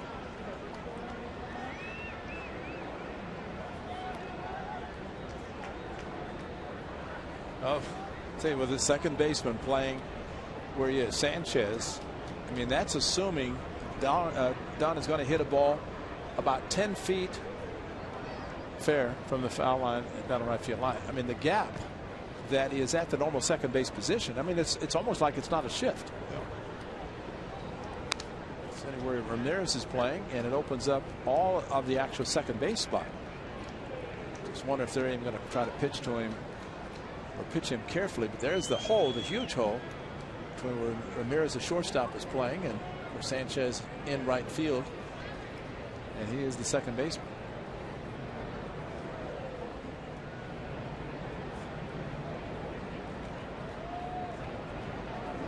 I wonder too, Ray, if one of the theories on a shift like this, the way it is with Dunn, is if he hits maybe a little bit of a slow chopper to where the second baseman would be playing, well, Ramirez should be able to make that play. Exactly. Ramirez being the shortstop slow who slid over. Yeah, slow hit ball. Anything hit with any authority, though, we've already seen that with Dunn.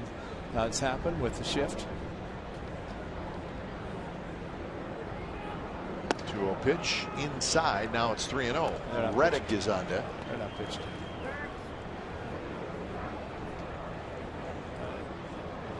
They're just trying to get him to chase a bad pitch. You might as well see if he's going to throw him a fastball 3-0 and give the green light. Dunn said he does not look at the shifts. He just has his normal game plan depending on how he's been pitched. And the pitch is high, so it's a 4-pitch walk.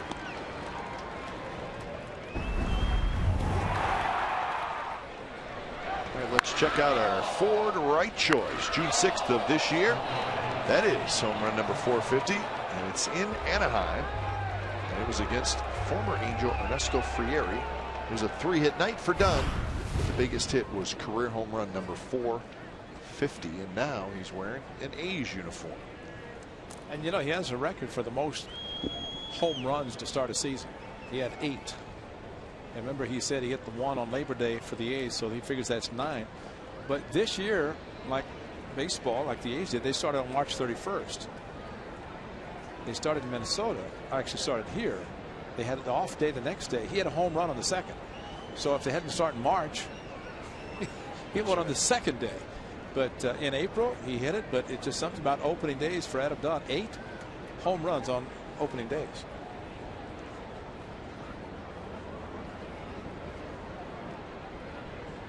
One of the best calls last year, Hawk Harrelson. Deep to left field. He thought Dunn had hit one out against the A's, and he called it a home run. Stretch, stretch, stretch. Oh. You like that one, don't you? Hawk's cause was a beauty. See Surkamp, the lefty, getting ready.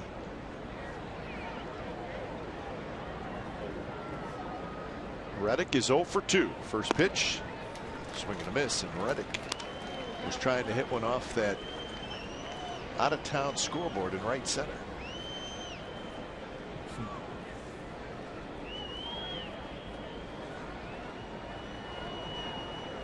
A little bit of a different shift. Ramirez, the shortstop, playing right behind second base. Foul straight back. So Bassett jumps out ahead 0-2 to Reddick. Inside, trying to go to left field with, staying inside the ball, but got under it. And I guess you could look at his look on his face and kind of set it off.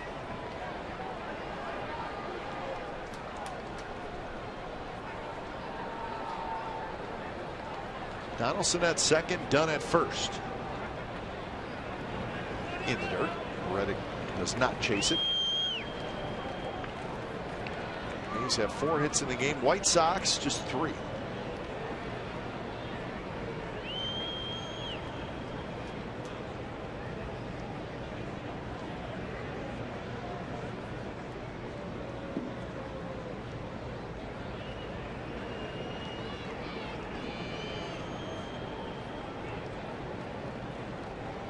Two young players went out, probably said, boy, it's great to be in the big leagues. Yeah, let's milk this a little bit.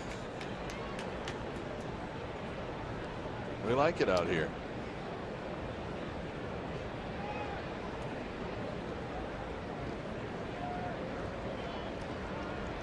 So 90 pitches for Bassett.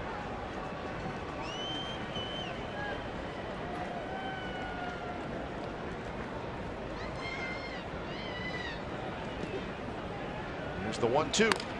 That one's driven to left center field. Danks is going to get over there, and the ball just hung up there, and Danks tracked it down. A couple of runners stranded. Reddick's not happy, so the A's lead 1-0.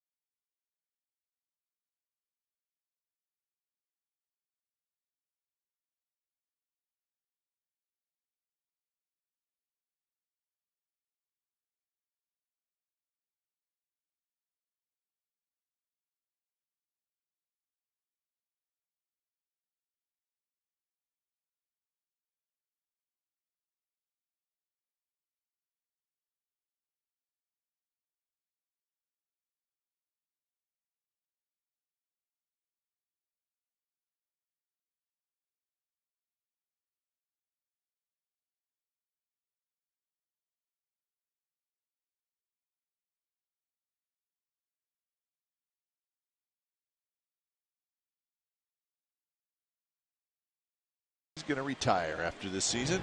6-time All-Star, won a World Series here in Chicago. Is the American League Championship Series MVP. Team captain, 16 years with the White Sox.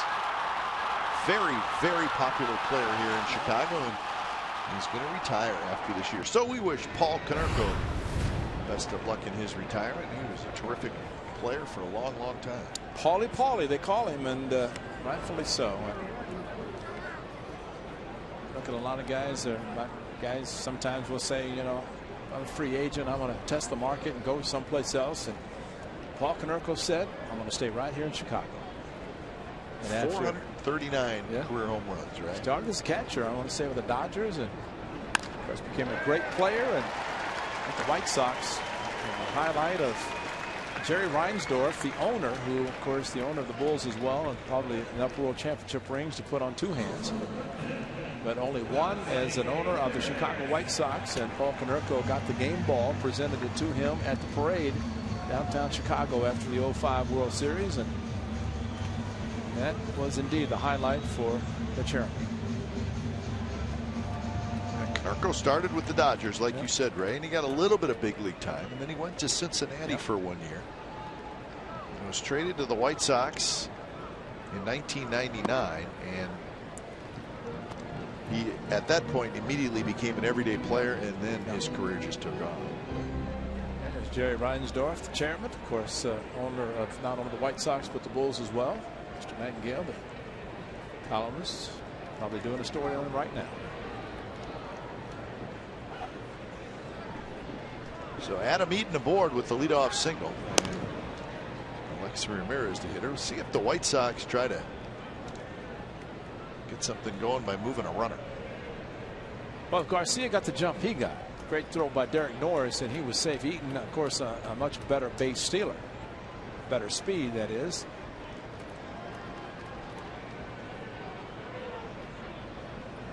There he goes. The ball is rolled foul. So how many times have we said it, Ray? Just don't understand unless it's a hit and run. That did not look like a hit and run to me. No. But if you're Alexi Ramirez, the count is 1-0. This guy's trying to get into scoring position for you to not get a run. Take a pitch. And a right-handed hitter now with Gillespie up. That was a little bit different. He didn't see Garcia take off maybe and then swung at a pitch. But if you're a right-handed hitter and you know the runner first has speed and you already know Samardzija has that little turn that slows down his delivery to the plate, that means the runner first is going to get a pretty good jump. He was going and they got him. Beautiful. So Eaton took a step, tried to get back, couldn't do it, and that's a huge play. Yes, you're right, because he was running again. Watch the step, lean, gone, and frozen. Nice play, great call, and he was running even as Samardzija was actually pausing. So that in itself, we've seen some A's players take off on what they think is going to be a quick throw to the plate or just a one look. At that time, Samardzija paused, hesitated, and got the nervous Eaton taking off too quickly. That was a huge play because he probably could have walked a second. Yep.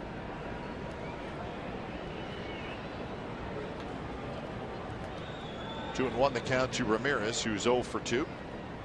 Hit into a double play and hit a fly ball to left field. Gross one foul. That was a slider that kind of hung inside.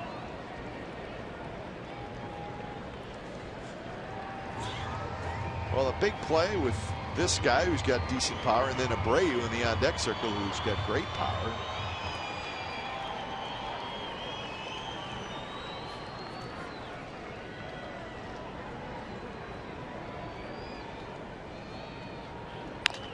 And that one off of Samardzija. Donaldson throws to first, but not quite in time. Samardzija, let's hope he's okay. Donaldson had a range far to his left after the ball went off of Samardzija.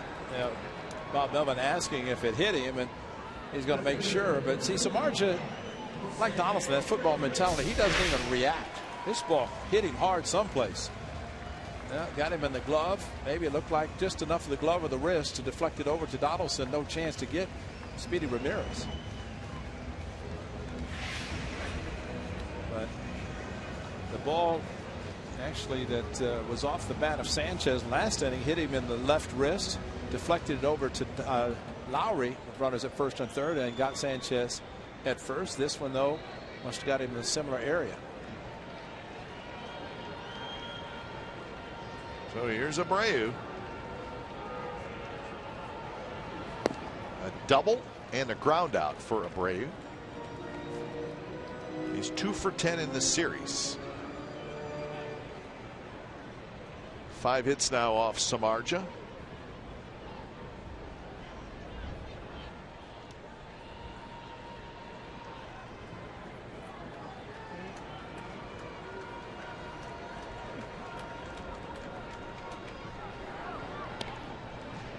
Ramirez has pretty good stolen base numbers. He's 19 for 23. But you also got to remember who you have standing in the batter's box. A guy with 33 homers and 99 RBIs.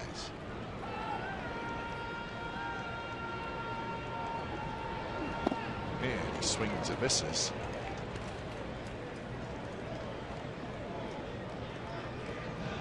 That's a great point about who's hitting, and do you attempt to run? You want to run into an out, and maybe Eaton got me thinking the same thing. You know, it was Ramirez at the plate, but he knew that this big guy was sitting on deck, sir, standing there, and Abreu.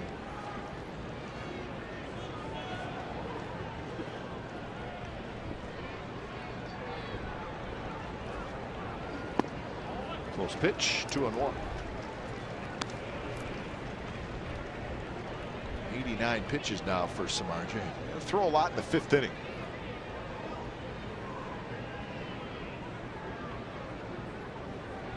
Outfield is very deep for Jose Abreu.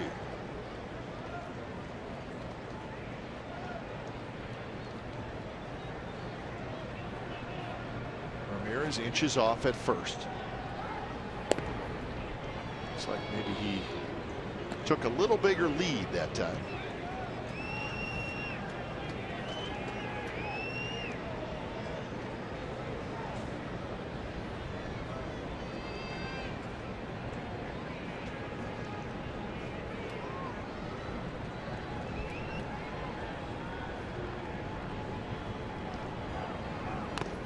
A slider that Abreu would like to see again. Fouled it back. Well, I might see the slider, but it might be off the plate. And Samardzija's hoping he swings and misses. This was a hanging slider. This is one that probably early in the season it would have been crushed for a home run somewhere.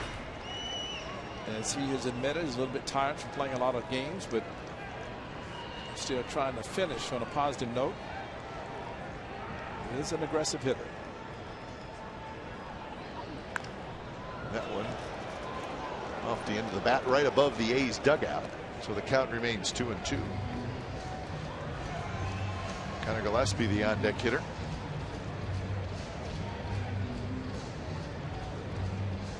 There's a small crowd here tonight. It's not been a great year attendance wise for the White Sox. Just 15,046 tonight. Little flare caught by Moss. Nice play. Broken bat. Moss leaped up to grab it. If that's over his head, it's probably a base hit. Yeah, I mean, he's playing evil to bang actually holding the runner, and a broken bat, and Moss timed his leap perfectly. Sogard was going over to back up, but I don't know if he's going to get there in time. But fortunately, Moss got off the bag enough, leaped up, and made the play. Even better for Ramirez, waiting to see what was going to happen, knowing that if Moss caught it, momentum is going to take him towards second. But what a great play by Brandon Moss defensively. So second out, and here's Gillespie. He's 0 for 2. He was robbed of a hit by Donaldson in the 4th inning. A terrific play. A line drive that Donaldson dove to his left for.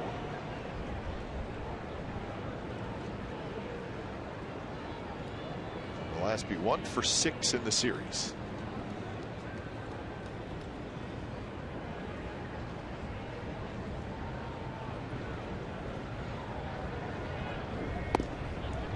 Almost seems like this would be a running situation for the White Sox and Ramirez.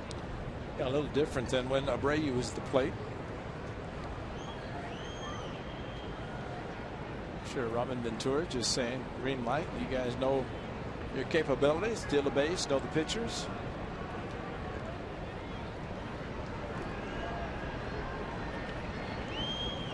Ramirez not going. Ball's fouled straight back. Now the count is 1-1. I think because of that swing right there, you can see why Gillespie really has not hit a lot of home runs. Kind of waits a long time. And the type of hitter looks like he's going to go to the opposite field a lot. As he waited almost the last instant for the fastball got on him.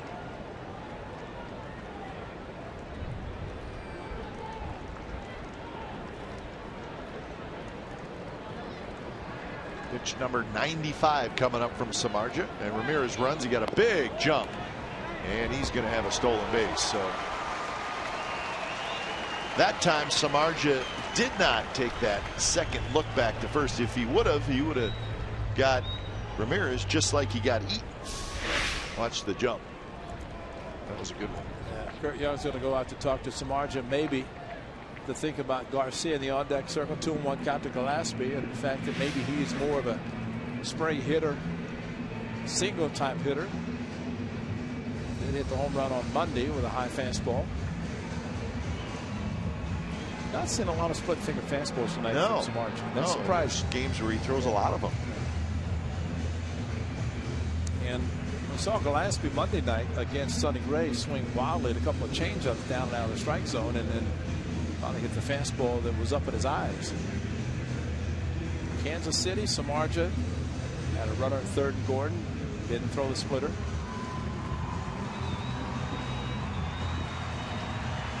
Number 20. And that was a cakewalk on that one. He leads the White Sox in steals. So the count 2-1 to Gillespie.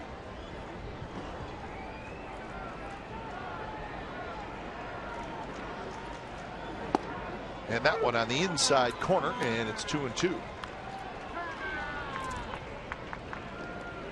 So Samardzija trying to get out of a jam here in the 6th inning.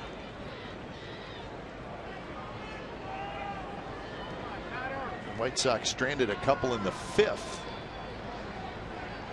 So back-to-back innings that he's had to work to keep the Sox off the board. 2-2 pitch is in the dirt. So now full count with Avisel Garcia in the on-deck circle. And that was a splitter. Nice backhanded block by Derek Norris on a ball that was thrown the way a splitter should be thrown, hard down, try to get a chase. Sometimes you go to whatever you can do, and that was the backhand by Norris. Outside with the target, had to reach back. All right, see what he throws. 3-2. Here it is. It's rolled foul, and it was off speed.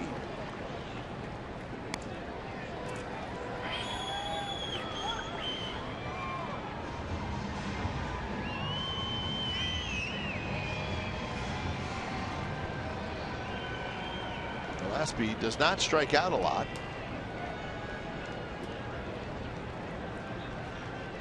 He has tonight, though. That was in the 1st inning.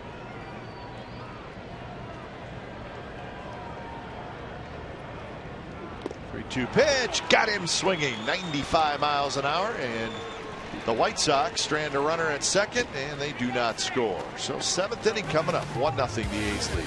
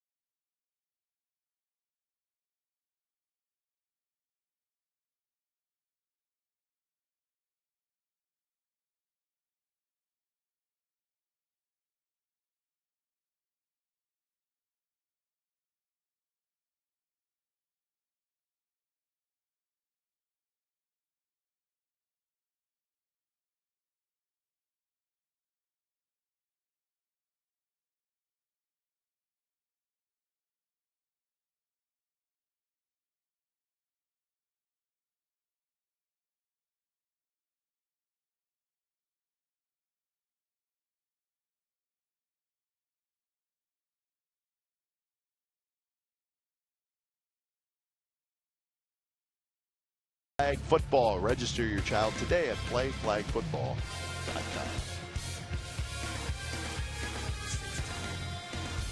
So 1-0. The A's lead the White Sox. Game 3 of this 4-game series. Day baseball tomorrow. Radio only. And then on to Seattle for a big weekend series against the Mariners. Bassett back out there. Excuse me, Ray. A big strikeout by Jeff Samardzija with the tying run at second. And you said it best. Sometimes a fastball is a good pitch, and that's just a rare back throw at heart. Samardzija still a lot in the tank, even though pitch count approaching 100, if not already there, but good enough to get it by Gillespie with the tying run on base. So here's Norris to lead it off. Curveball spins inside.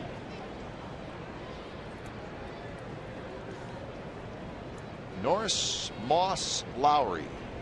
Norris 0 for 2 with a couple of strikeouts tonight.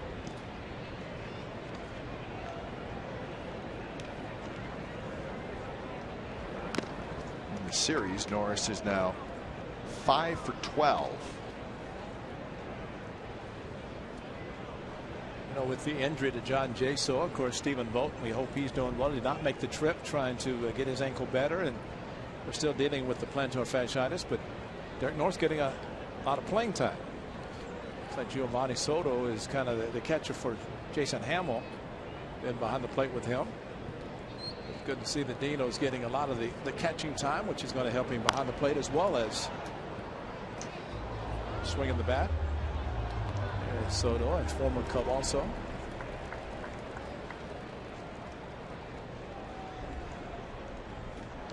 Dario Prieto does not have to interpret for Soto. He handles the English language very well. Dario Prieto, one of our favorites.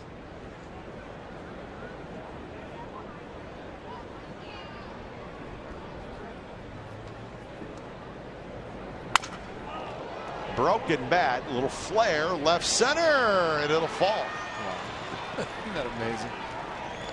So Norris will take it. The head of the bat went down the third base line. The triangle where nobody can get to the ball. Everybody's playing deep in the outfield. The shortstop Ramirez, the top of your screen, goes after the ball. There goes the bat to third base, and everybody charging and lands perfectly right in between three guys.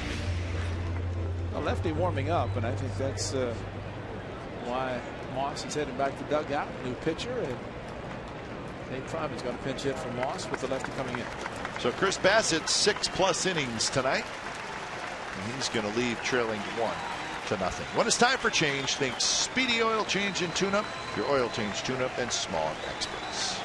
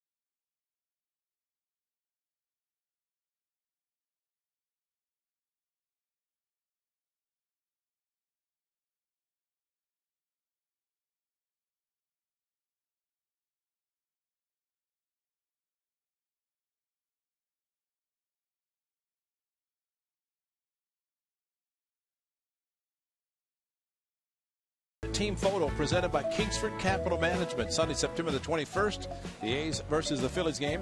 10,000 fans will go home with a 2014 team photo, a perfect souvenir for collecting autographs. For information and tickets, head to athletics.com/tickets for your team photo of your athletics in 2014. Boy, does that look great or what? Love that photo. Gold jerseys for the players, staff, green and white for the manager, coaches. So, man, that looked great. Yeah, that's I like that. It's a little different, little style. It's like back when you were playing, Ray, when the coaching staff wore white hats. White hats. Was very. But you know what's great about this photo cool. this year? Everybody showed up. There was no body with a superimposed head or something. That's right. Matt Weiss usually stands in for somebody each year. Or Ryan in the clubhouse. And somebody can't make it. Yeah. It's always great. You see a player and you see that photo and you see this huge body with his head. It does not match.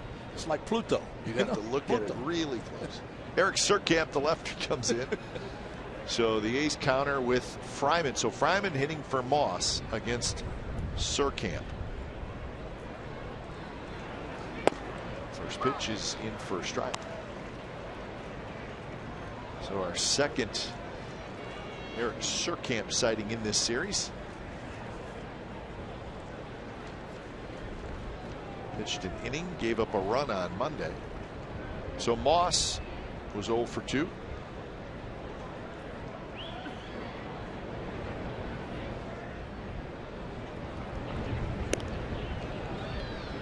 He's now with 5 hits after the Norris single.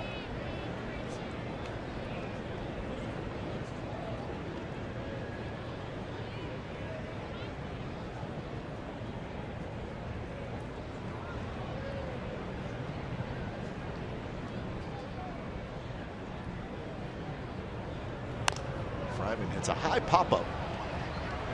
Headed for the seats, and it's first row behind the dugout.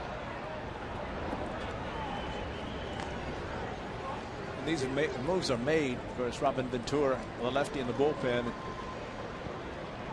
He knows that if he brings him in to face Moss, it's going to be Fryman pinch hitting. So in one sense, he's getting the power hitting Moss out of the lineup. Not to say that Fryman's not. But it's just one of those things that you know the matchups. You know that what's going to happen if you make a move. Belisario, now the right-hander gets loose. And when you have a whole bullpen full of pitchers, you can make a lot of moves. Lefty righty situational. Fryman on 0-2 swings and misses at a hard breaking ball. So Surkamp strikes out the pinch hitter Fryman. It's 1 out here in the 7th inning. That was a waste breaking ball trying to get him to chase it, and he did. He has a pitch out of the strike zone, and it bounced, had to be smothered by the catcher Fegley. And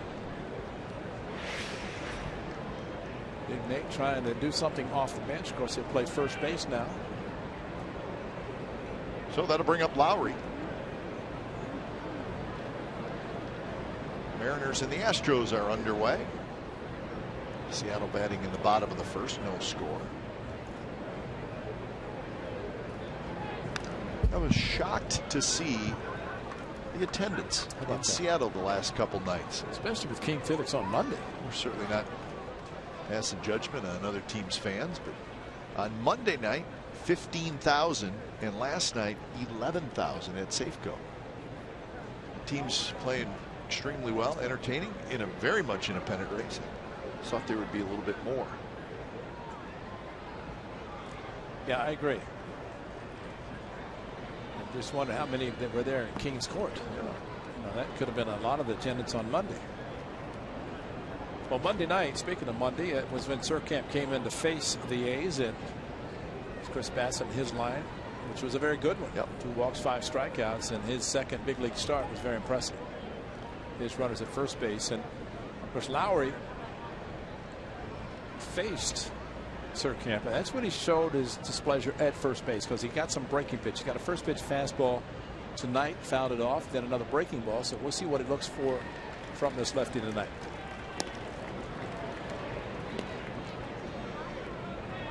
Well, he remembers it, I'm sure.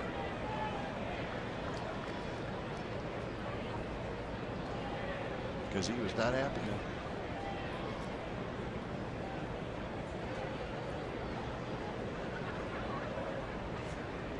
So 1-1. Lowry with a foul out and a single.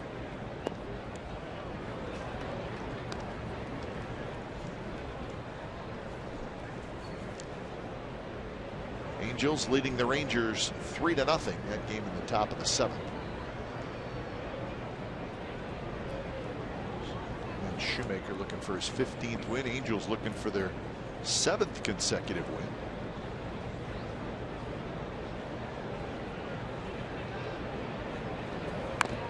Check swing, and it's going to roll foul.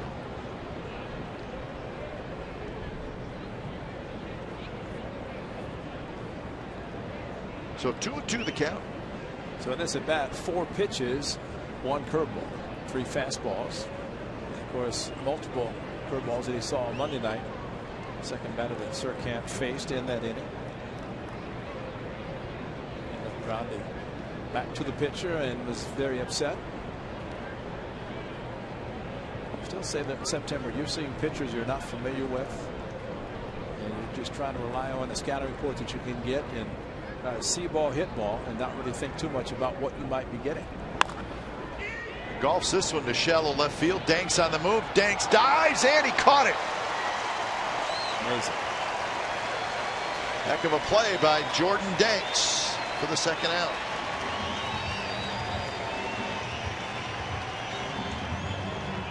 Well, Viciedo has the ball play in front of him. That's a base hit for Maury, but Danks, as we saw with Michael Taylor on Monday night, diving and coming up with a great diving catch at the shoot tops and got it in the glove, fell hard, able to show it to the third base umpire Dale Scott, and Lowry is robbed. And watching Viciedo and seeing some of the reports, that's Robin Ventura about him. He said, you know, he was a third baseman and might play first base, but I don't know about left field. And he was not happy when the ball dropped in front of him on he said, was that last night or the night before? Yeah, it was the night before. Yeah. It was Taylor played last night. And Danks has played well. Taylor, of course, with a great catch in left field. Sometimes you take a chance instead of maybe being a second and third because you can't come up with it. It's a big out, and that's a second. There's Big Mike. Who's that guy sitting next to him? He looks awfully familiar. Stevenson, the job as a hitting coach for Robin Ventura. Keith Lippman, the longtime director of player development for the Athletics, was so pleased, and he said that's what it's all about. You develop players, but you also develop good coaches that might go on to be big league coaches for other teams, and that's what happened with Stevenson. Trick, exactly. that's his nickname. Never did get full confirmation on why he had that nickname, and he was with the A's for quite a while. I don't think we could talk about it, but that's okay. No, he's a nice man. He's a good man. Fun to talk to, entertaining.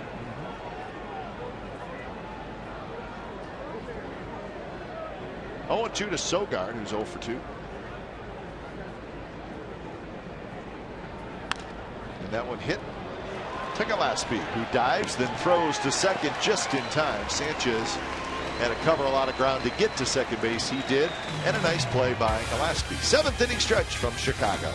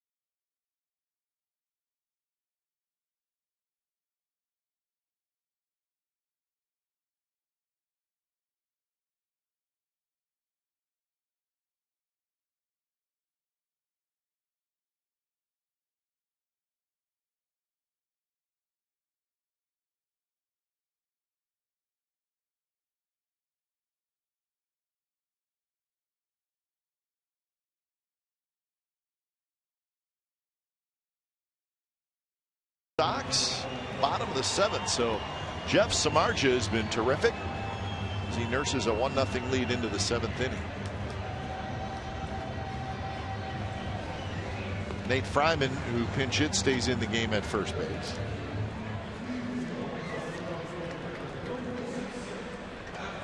Samardzija went 7 innings in the last start, 8 the 2 previous starts. Of course, the combined strikeouts that we talked about.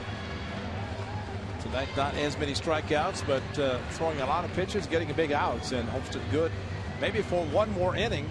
We'll see what the A's do as far as the 8th and 9th if they get Samardzija through this inning.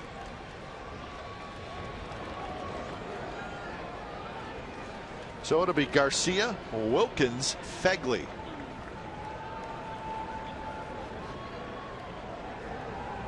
Garcia, a ground out and a walk. Well, we gave you the what's going on with J-So and Gentry, but we didn't let you know what's going on with Sean Doolittle. Zach Putnam, right-hander, starts to throw. And it sounds like if all goes well, Doolittle could be back on Friday in Seattle, which would be terrific news.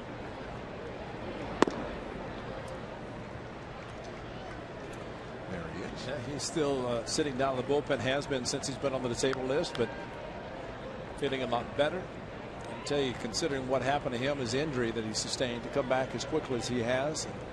Face batters today, take tomorrow off, be ready to go Friday night in the Emerald City. Oh, that would be a nice lift for the Athletics. Get your all-star closer back.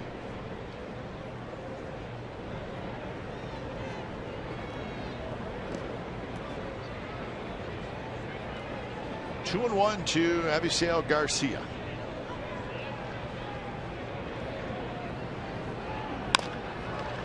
Lowry charges. He's got it in time. 1 out.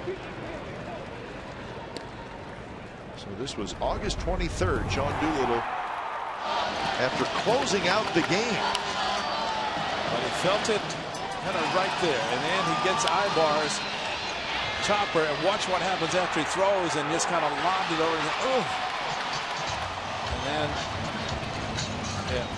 he's.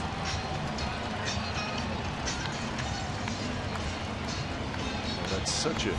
Well, I mean, muscles on your side. You think about baseball, really, almost any sport. You just watch what a pitcher does, how they rotate. Hitter, the same thing. Boy, a muscle on your side. That's not good. So hopefully he'll be ready to roll on Friday.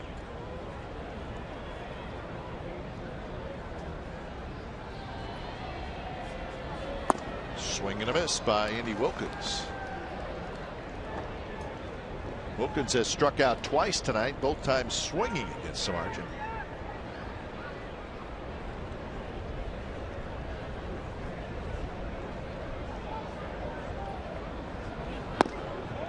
Tried the fastball in. Samardzija's had pretty good control tonight. He's been able to get fastballs in on hitters, whether they're left-handed or right-handed, most of the night. Sometimes the movement comes back to the plate. Sometimes it stays in and goes in, and just the elevation sometimes works well also. There's a shot to right, and that's a base hit. That one was up out over the plate. So Andy Wilkins has his second big league hit, a 1-out single here in the 7th inning. Well, you're right about getting the ball up, maybe not exactly where Samardzija wanted it, and figure eventually he swung through those pitches, and this time able to hit it hard, and that's what the White Sox have liked about this young man. His ability to swing the bat. A lot of home runs at the minor league level. It'd be nice if Samardzija had gone through this inning pitching out of the windup. Now he goes to the stretch, but tries to get a double play quickly and get back to the dugout. So this is Phegley, the catcher, who takes a fastball first strike. With that hit, you look down the A's bullpen, all of a sudden there's a whole bunch of players moving around. A lot of action. And Anderson, one of the catchers, getting ready to start loosening up. It's Casey Chavez. That's Fernando Abad loosening up quickly. There's a shot. Donaldson leaps, fires to first, and the ball gets past Fryman. And getting up is Wilkins. He's going to hustle the second, and he's going to make it. Oh, boy, that's a few times we have seen that. Donaldson really didn't have much of a chance, as Wilkins had not gotten that far off first. And he knows if he could have started his throw and just stopped. But Wilkins, a couple of steps, Donaldson caught it quickly through to first, but unfortunately, as he slid back in, the throw arrived about the same time, and Fryman could not get it. It hit so hard, really, Wilkins did not have much of a chance to get off first. And Boston telling him quickly as Nate tried to go over the head of Wilkins at first. So great play defensively, but unfortunately it's going to be an E5, allowing Wilkins to get to second. So that's the tying run. 2 outs. Here's Jordan Danks.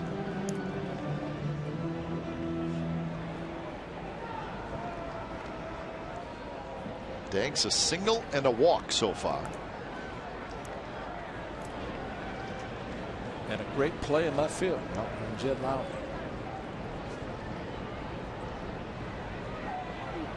Fastball runs off the plate. 1-1 the count.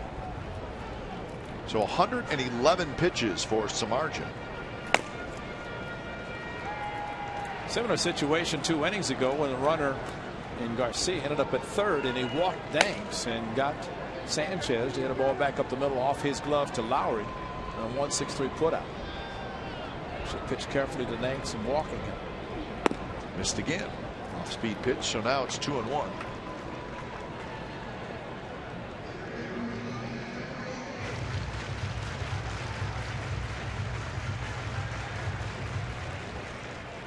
As a manager, you'd look at a catcher and kind of put your finger next to your head and say, think, you know, maybe you got to pitch around him, pitch him carefully, make him hit your pitch. First base is open, don't necessarily give in to him. Fastball and then a good pitch. 2-2.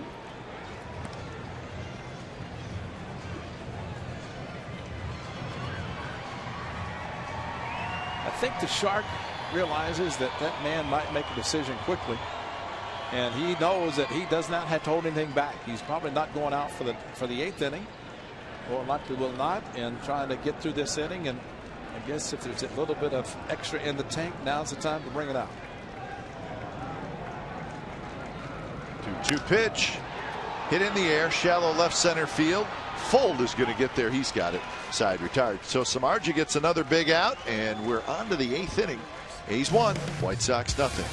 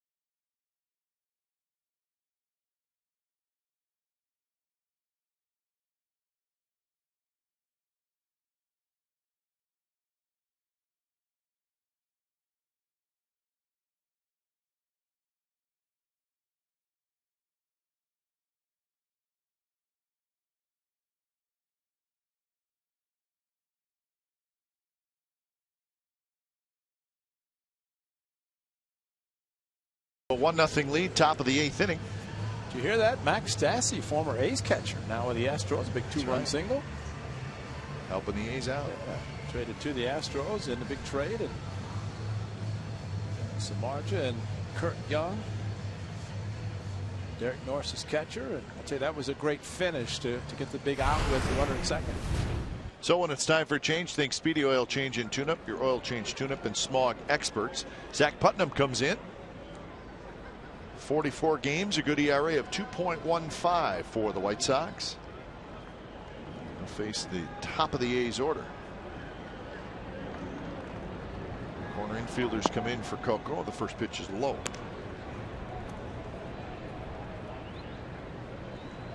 Coco's 1 for 3, singled and scored in the fourth.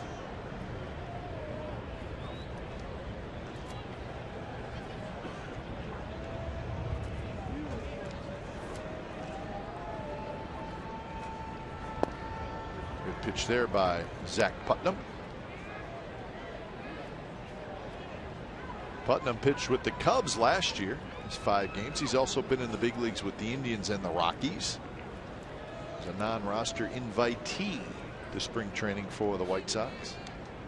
Not overpowering with the fastball, but a lot of movement, as you saw in that last one with a 2-seam sinker there with the 2-seam fastball. Also throws a split, tops out about 90-91, but good movement on his fastball, which is always key if you're coming in out of the bullpen. Sinker, slider. Get the ball down, try to keep the ball in the park. You've seen Dan Otero do that exceptionally well. 2-1 pitch is a bit outside. Putnam from state of Michigan, went to the University of Michigan. Maybe he, as a youngster, maybe he heard about Kurt Young. It's probably true. Saginaw, Michigan. Kurt Young. Kurt Gibson. Probably, definitely Kurt Gibson. Ernie Harwell. Who knows? 3-1 pitch is low, and the A's have a leadoff walk. So tomorrow it'll be Scott Kazmir, 14-7, against Chris Sale, 11-3. So a couple of very good left-handers, a couple of all-stars, and you can see the game on the MLB Network starting at 11 a.m. You can also listen to it on 95.7 The Game with Ken Vince and Ray. About 32 walks, 183 strikeouts for Chris Sale. So he's nasty. He's a slinger, and he can throw hard. And sometimes you wonder why they just didn't leave him in the bullpen as a closer, because you always, if you're ahead, you never see him. But as a starter, you're going to see him every 5th day, or in this case, getting an extra day off because of 1-day rest. So here's Sam Fuld. Sam Fuld bounces one, just foul.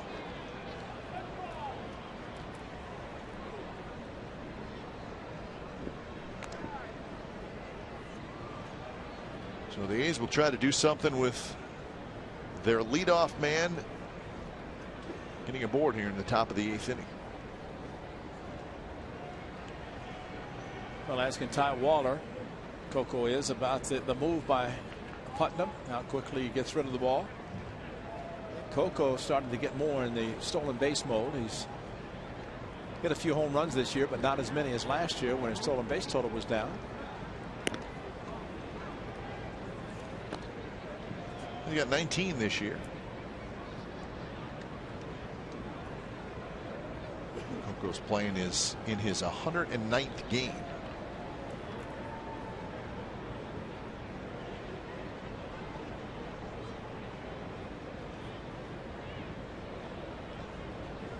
Fuld showed bunt this time. He was maybe bunting for a hit. Who knows? It was not the conventional square around to sacrifice. It was more of a drag bunt technique, but he pulled the bat back.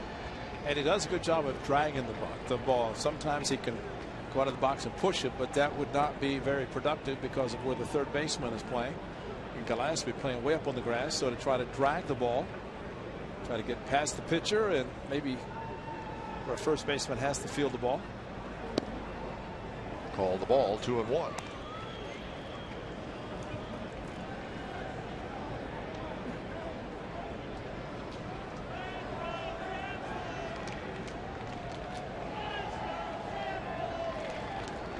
So a quiet crowd tonight, a little over 15,000. Of course, the White Sox being shut out.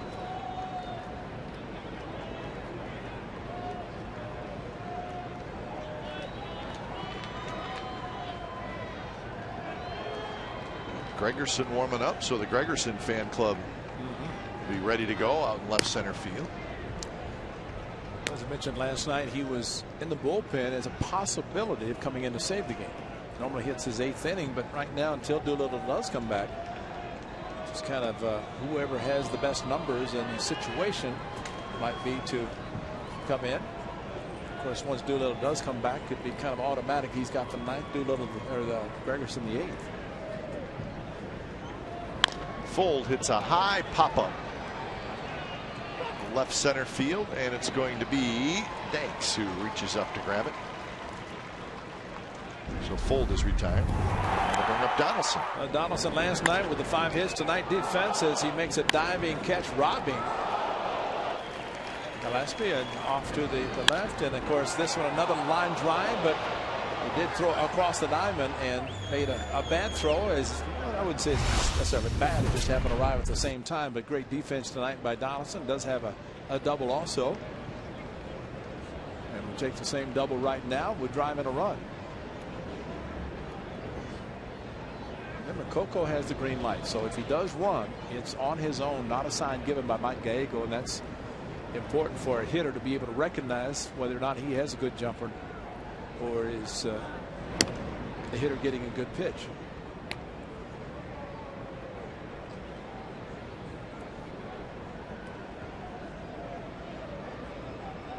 So Donaldson with the 5 hits last night, now 6 hits in the series.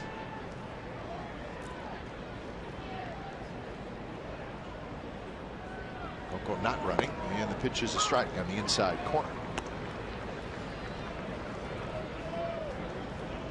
Royals still leading the Tigers 2-0 in the 8th inning in Detroit. Kansas City trying to salvage the final game of that series. And if James Shields is still in the game, he would tell Ned Yost and anybody else concerned that it's my game. Yep. Just stay in there. Especially if Holland is still injured, their closer.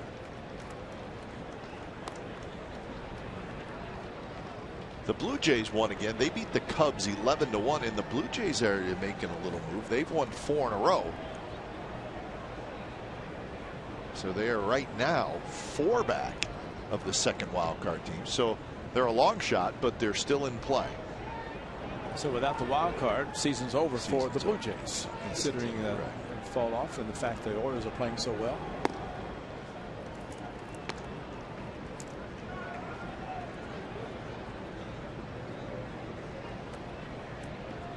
So 1-2 the count.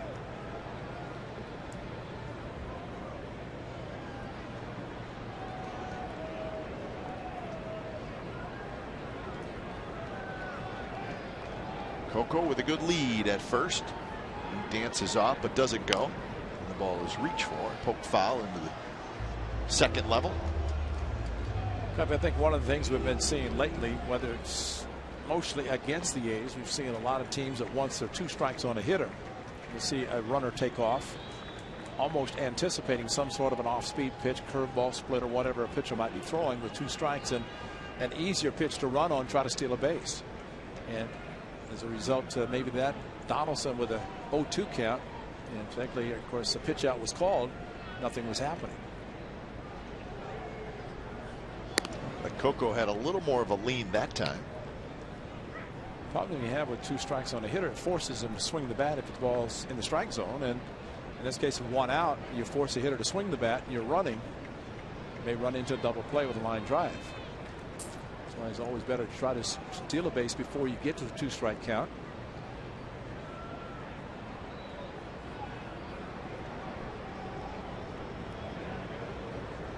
Coco not going, and the pitch is blocked. Now he is going to take off. Fegley's throw is in time, and they got him. Coco says, no, you didn't. I'm safe. So the ball popped away from Fegley, and Coco read that, and then he took off. Yep. So Dan Iasonia is the second base umpire. And Coco's probably, or at least indicated that maybe his hand got in quickly enough. Throw beat him as far as the height. And at that shot there, Looks like it's the right call. That's why Bob Melvin's coming back, or not. No, they're going to challenge it, and I think, of course, that key right there is whether the hand was already on the bag or not. Yeah. When did he tag him, and did he tag him on the elbow? Tough to tell.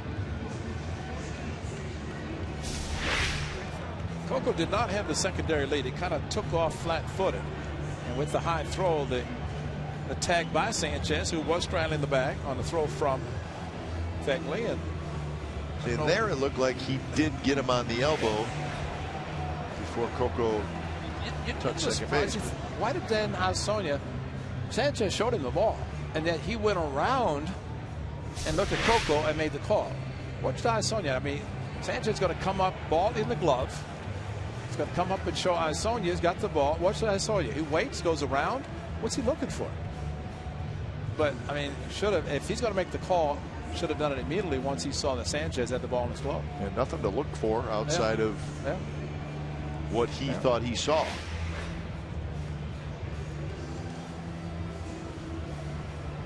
You're seeing Robin Ventura, the manager of the White Sox, and it's going to be a quick call. So it'll stand.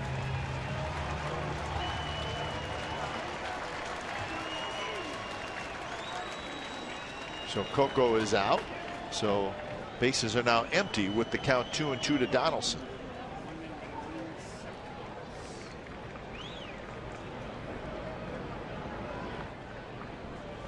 I said that Coco did not get the secondary lead, started flat-footed. We have seen John Jason, one of the best. We've seen guys with, as they go off the bag, once the ball hits the dirt, they take off. It looked like Coco saw the ball hit the dirt and then took off, and it gave Fegley a chance to get to the ball and pick it up and throw him out. But if you kind of hop off the bag, anticipating the ball in the dirt, then once you're hopping off, you can take off immediately. And Josh Donaldson, big swing, one-handed. Yep, get the catch from the top, the mask and the helmet, and immediately checking with Fegley to make sure he's okay.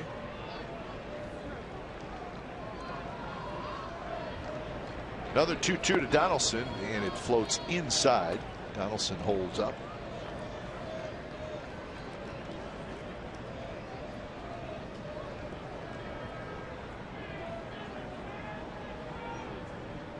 So a full count.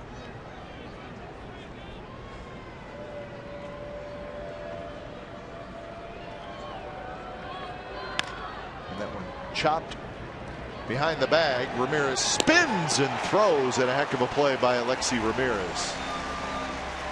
So the White Sox have played much better defense tonight. They've made a handful of nice plays. 1-0 the A's lead as we go to the bottom of the eighth.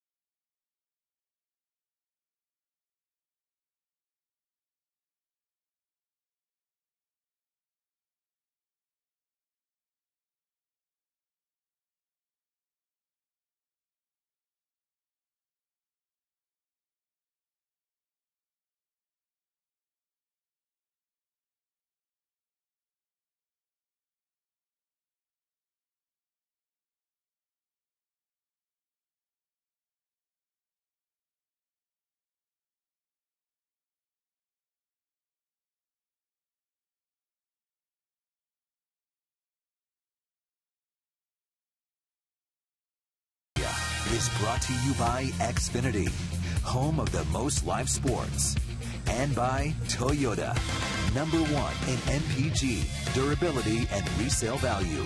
Toyota, let's go places.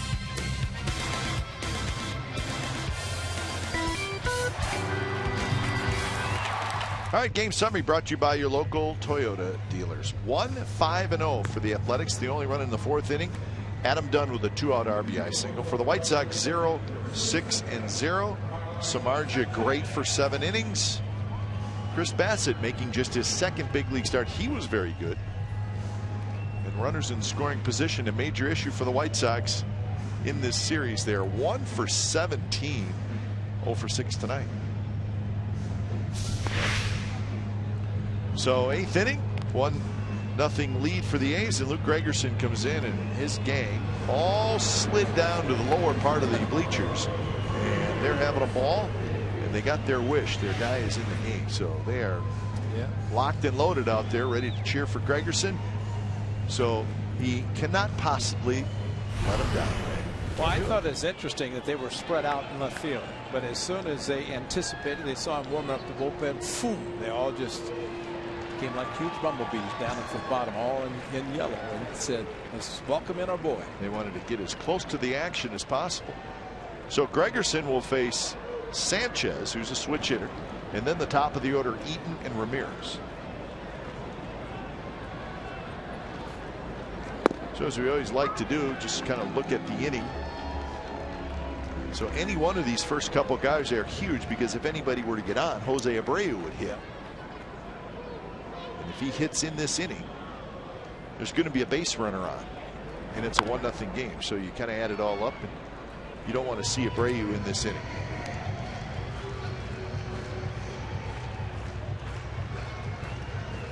I don't know that Gregerson, who I think the numbers show that 6 consecutive years of 60 appearances or more, that regardless of who's in the stands watching, I don't know that it's going to affect him. I don't think that some guys it might affect, a lot of people, family, friends, whatever, but I'm sure special. Of course, he's come back to Wrigley Field all the years with the Padres. Yeah, he's a pretty cool customer. And just look at his mustache. Slight handlebar. Sogard kicks it, and the White Sox are going to have a base runner. And he literally kicked it. He went for the backhand, and he also kind of went into a slide to pop up quickly and throw it to first, and it's going to be a hit. Well, look how far Sogard had the range. He had it, or actually, I don't know that he ever had it. He put his glove down, and looks like the ball eluded his glove, hit him in the back knee, which that in itself helped. It kept it close, but not close enough to throw him out.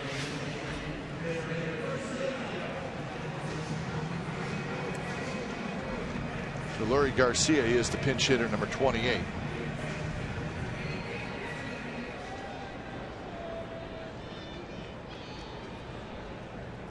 So that's the tying run. Got to keep a close eye on him. As Adam Eaton steps in. Leury Garcia did not play a great deal, but he's 11 for 12 in stolen base opportunities. So that comes into play here. Eaton with good speed himself. He decided to bunt. Of course, White Sox at home. The old theory: if you're down by a run, you could sacrifice to try to tie the game in the 8th inning. Donaldson charging. Eaton not bunting, and the pitch is outside.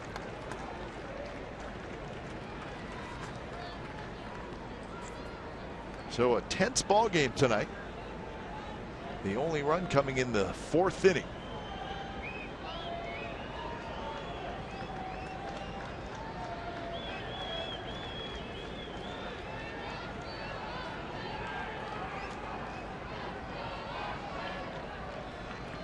Garcia not running, and the ball's hit hard to first. Fryman spins, throws, and he throws it into left field.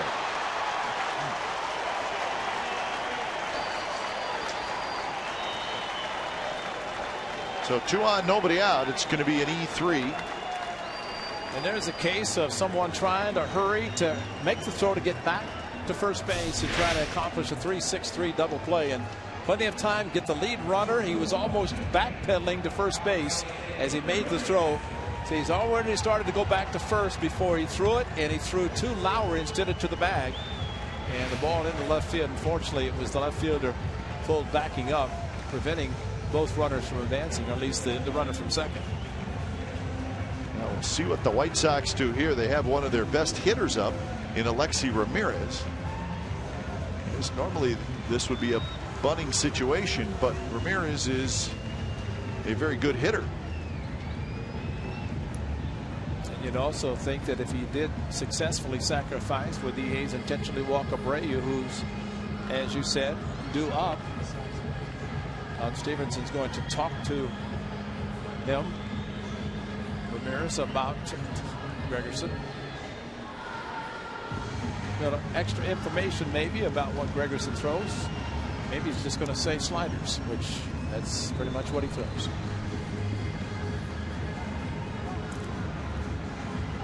Ramirez has hit into a double play. He has flied to left, and he has singled and stolen a base. So he's 1 for 3 tonight and 1 for 11 in the series. Major speed on the bases for the White Sox. Garcia and Eaton. And a slider just a bit inside as Ramirez showed no sign of bunting.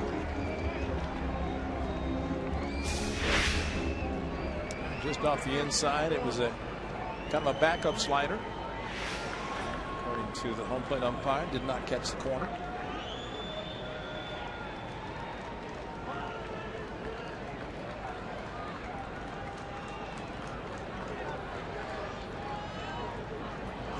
Swing and a miss. That's the good Gregerson slider.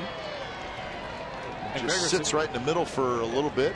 He can do that too, and you've got aggressiveness in this hitter as well as Abreu in the on-deck circle. And if he is not going to bunt, of course, that might have been give him one chance to do something. Swinging the bat, see if he being Robin Ventura changes that, or is he still going to let him swing? And if that's the case, he's going to get probably a steady diet of sliders away from him.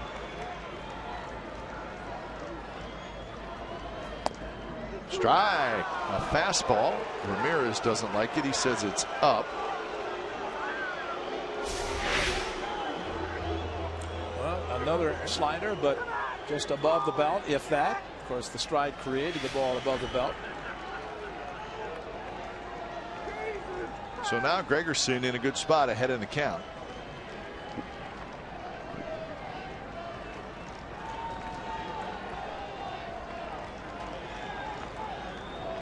On deck, Jose Abreu. Swing and a miss. He struck him out. So he went right back to the slider. Got a strike call on the fastball, and then strikes him out with the slider. 1 out. Well, the difference in the sliders for Gregerson, this one more straight down. And it acts like a splitter, but it is a slider. We've seen some pitchers throw a pitch like that. Boy, it looks like a splitter going straight down, but Gregerson can make it go side to side, sweeping away from the right-handers or down as it did in that particular case. Give his fans something to cheer about. They'd like to cheer even more. Abreu a double, a ground out, and a little pop-up, little flare that Moss made a nice play on. First pitch, slider, swing and a miss.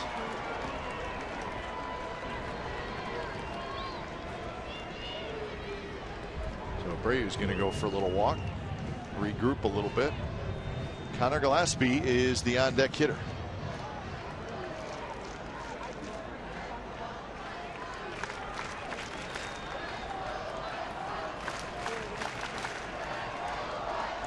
Garcia at second. Eaton at first.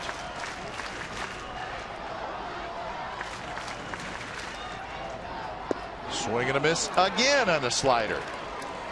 And this is what he did on May the 14th. And speaking of sliders, and this would not slide and hit crush. That was a swung on gone, hit the facing of the second deck.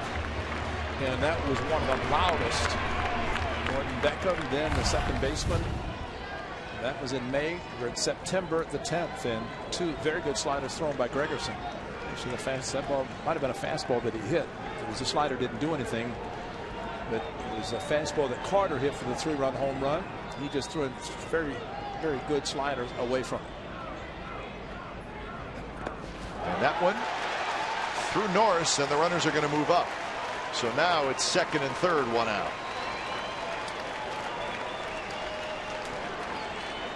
Well, it was a slider. Derek Norris moved, but the ball stayed down. He anticipated it right there, but as he came up with the glove, the ball stayed down, and that's when you want to smother the ball with the glove down, and the ball squirted through the legs. And all this does is maybe allow the A's to pitch this guy carefully. Of course, they're hoping for a double play. Now he's got to go for the strikeout. So Abreu is ready. So is Gregerson. 1-2 the count.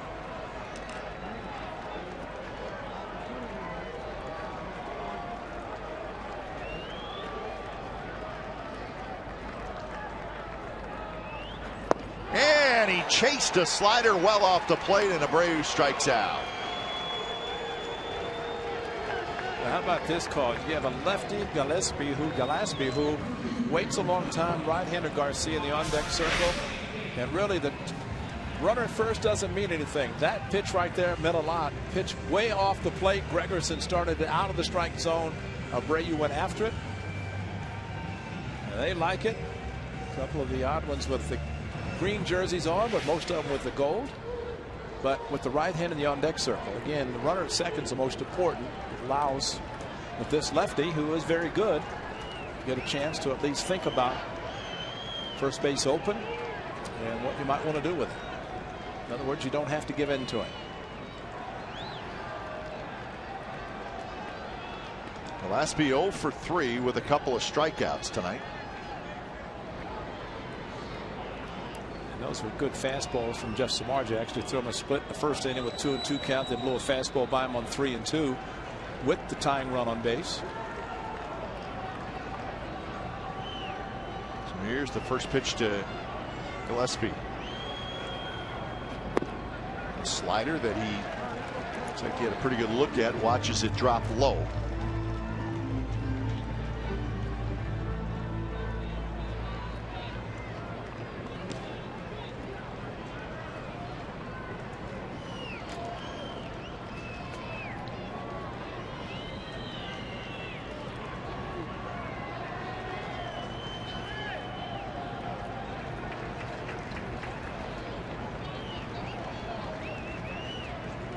Hit and an error is how this inning got started. Gregerson trying to work through it.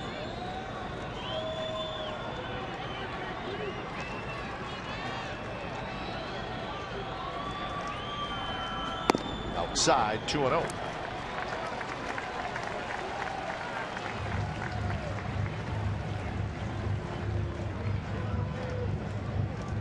Derek Norris has been behind the plate watching Gillespie tonight with Jeff Samardzija pitching, and this conversation could be simply about 2-0 count. You don't have to give in to him. You have another aggressive hitter in Garcia in the on-deck circle, who could be, as a right-hander, swinging some sliders off the plate, just like Abreu did, and Ramirez.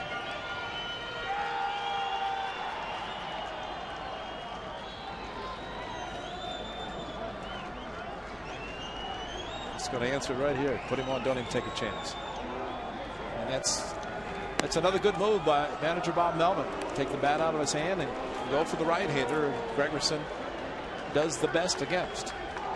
And Cop, I think, unlike Sunday, where there was intentional walk to Altuve to load the bases with second base open and Abad not able to throw a strike, Gregerson at least has a pretty good idea of the strikes. Yeah, I think he can throw it if he absolutely has to. Yeah, but he wants to try to get Garcia to chase the ball and would throw the slider away. But like you said, if he has to throw a strike, he can come in. So the bases are loaded. 2 outs in a 1-0 game, bottom of the 8th. Garcia, a ground out, a walk, and a ground out.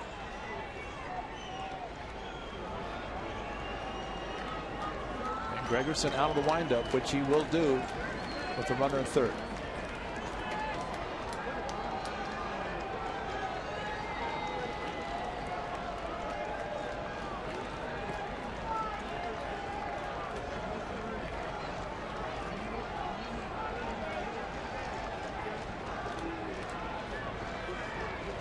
First pitch to Garcia. Here it is. And it's a slider down and away.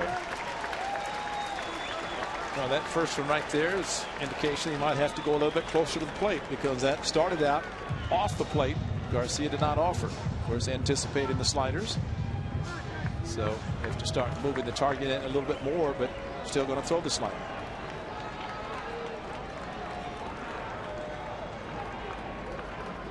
Garcia, Eaton, Gillespie are the runners. And there's a line drive center field base hit. 1 run scores, 2 runs are going to score, and the White Sox take a 2-1 lead. He hung it, he hung it, he hung it. It's too bad.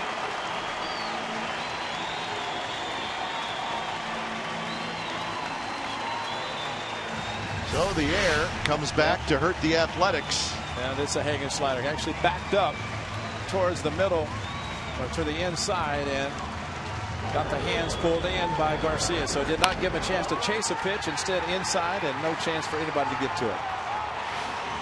Wow. So Avisail Garcia, the young man who the White Sox have very high hopes for, comes up with a huge hit here in the bottom of the 8th inning. Gillespie was able to race around to third. So now it's first and third for Wilkins.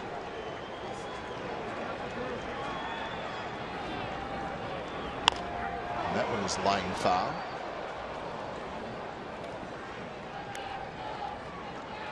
So it looks like, Ray, with Ramirez and Abreu making outs, both the runs are unearned. Is that correct? So a should have been extremely costly error. Yeah, because it Eaton's should have been an out, and then the 2 strikeouts. And you're right.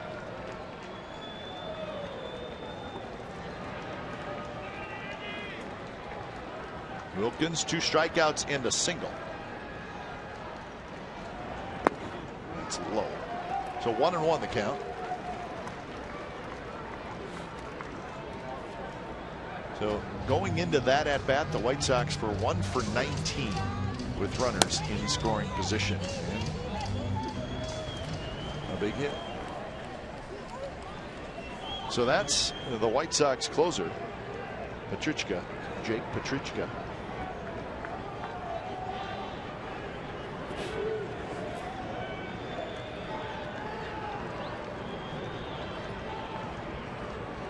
One pitch.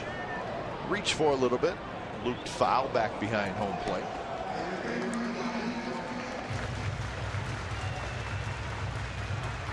So now Gregerson ahead in the count. For the A's, it'll be Dunn, Reddick, and Norris in the 9th inning against Petrichka, who's the right-hander. Got a big out again for Gregerson to get. Keep it at a 1-run deficit. Fastball is high.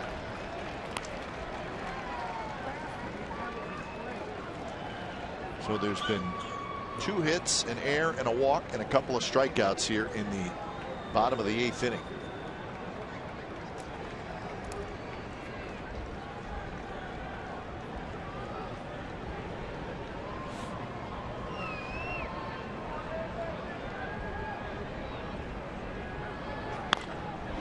Hooked foul. Well, I just don't think you can question the strategy at all of walking Gillespie. If you can get in a situation where Gregerson is facing a right-handed hitter, you have to do it. Absolutely.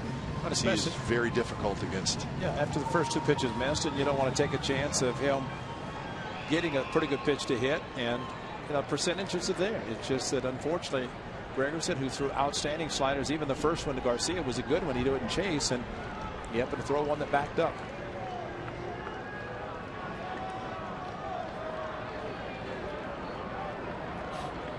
Two pitch. Here it is. It's high. Guys who throw a lot of sliders, and Gregerson is certainly in that category. And if he throws 10 sliders, he may throw 9 good ones. It's always that one hanger that you're worried about. It's hard to throw a good slider every single time. Absolutely. Yes, it is. And you get away with a hanger. But they're just a little bit easier to hit. And you're right, to right-handers, they're much more effective because of breaking away from them. Runner goes, 3-2 pitch. Did he go around? Yes, he did. So Gregerson strikes out Wilkins, but damage done. A costly error, a couple of hits, including a big hit by Avisail Garcia. So ninth inning, White Sox 2, A's 1.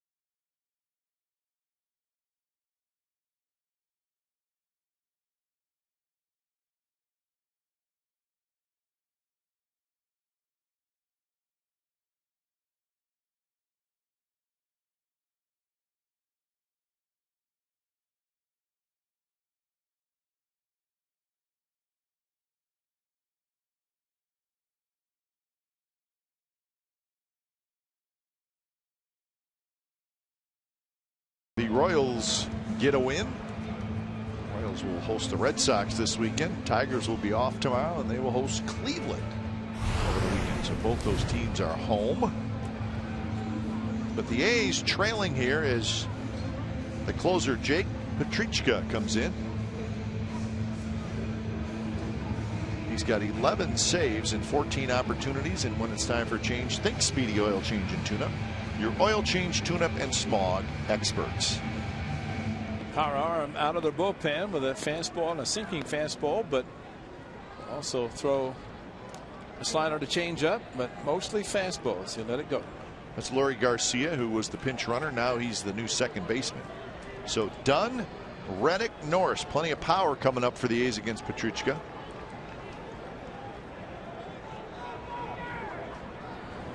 Dunn with a strikeout, a single, and a walk. His single knocked in a run in the fourth. So 95 right out of the chute from Petrichka.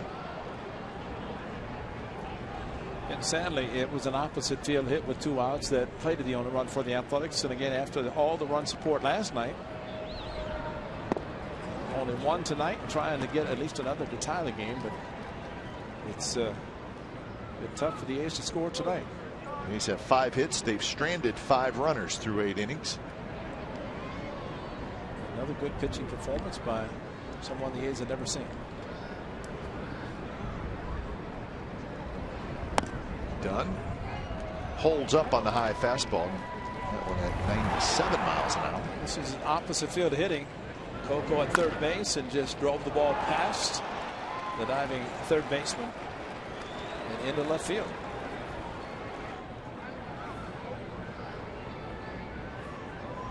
2-1 pitch. Yeah, that's a good fastball there. 98 with movement. So tough to pull the trigger on this pitch if you're Adam Dunn. Especially starting in that kind of movement. It's like a left-hander throwing a slider to him.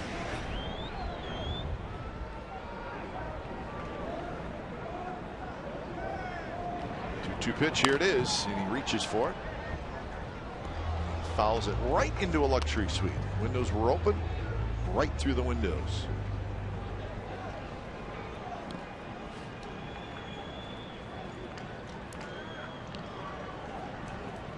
Petruchka is the 4th pitcher of the night. Bassett went 6, Surkamp an inning, Putnam an inning, and now Petruchka. Swing and a miss, struck him out. 88 miles an hour. Yep. So 1 out here in the 9th inning. Ace Baseball on Comcast Sportsnet California is brought to you by Prism. Now your team can collaborate at a whole new level with video walls from Prism. Learn how at prism.com. So 1 away for Reddick.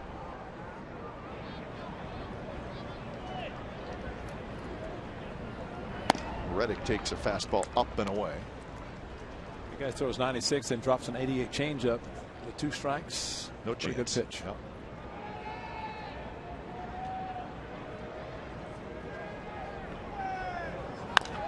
Reddick, oh, he had one to hit. It was a changeup, but in the middle of the plate, and that's the 2nd out.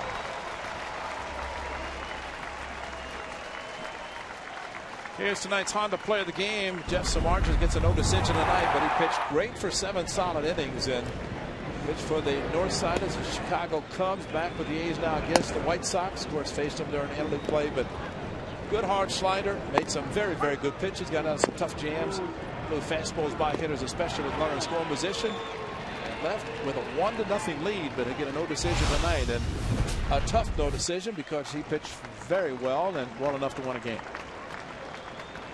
So here's Norris. He's always do a good job of going down hard here, and Norris will try to keep the game going. First pitch, swing and a miss. Norris tonight has struck out twice, and he has singled. Power fastball right over the top, slight movement, and I don't know if this young man can throw a ball straight. Jake Petruchka. Tap slowly. It's a fair ball. Throw across the diamond. Got him. And that's the ball game. So the White Sox score 2 in the bottom of the 8th inning. Jake Petruchka comes in, a 3-up, 3-down top of the 9th. And another very, very difficult loss for the Athletics. A costly error by Nate Fryman in the bottom of the 8th. And a 2-out, 2-run single by Abisail Garcia. And that's the difference in the ball game. So game 3 of the series goes to the White Sox. They beat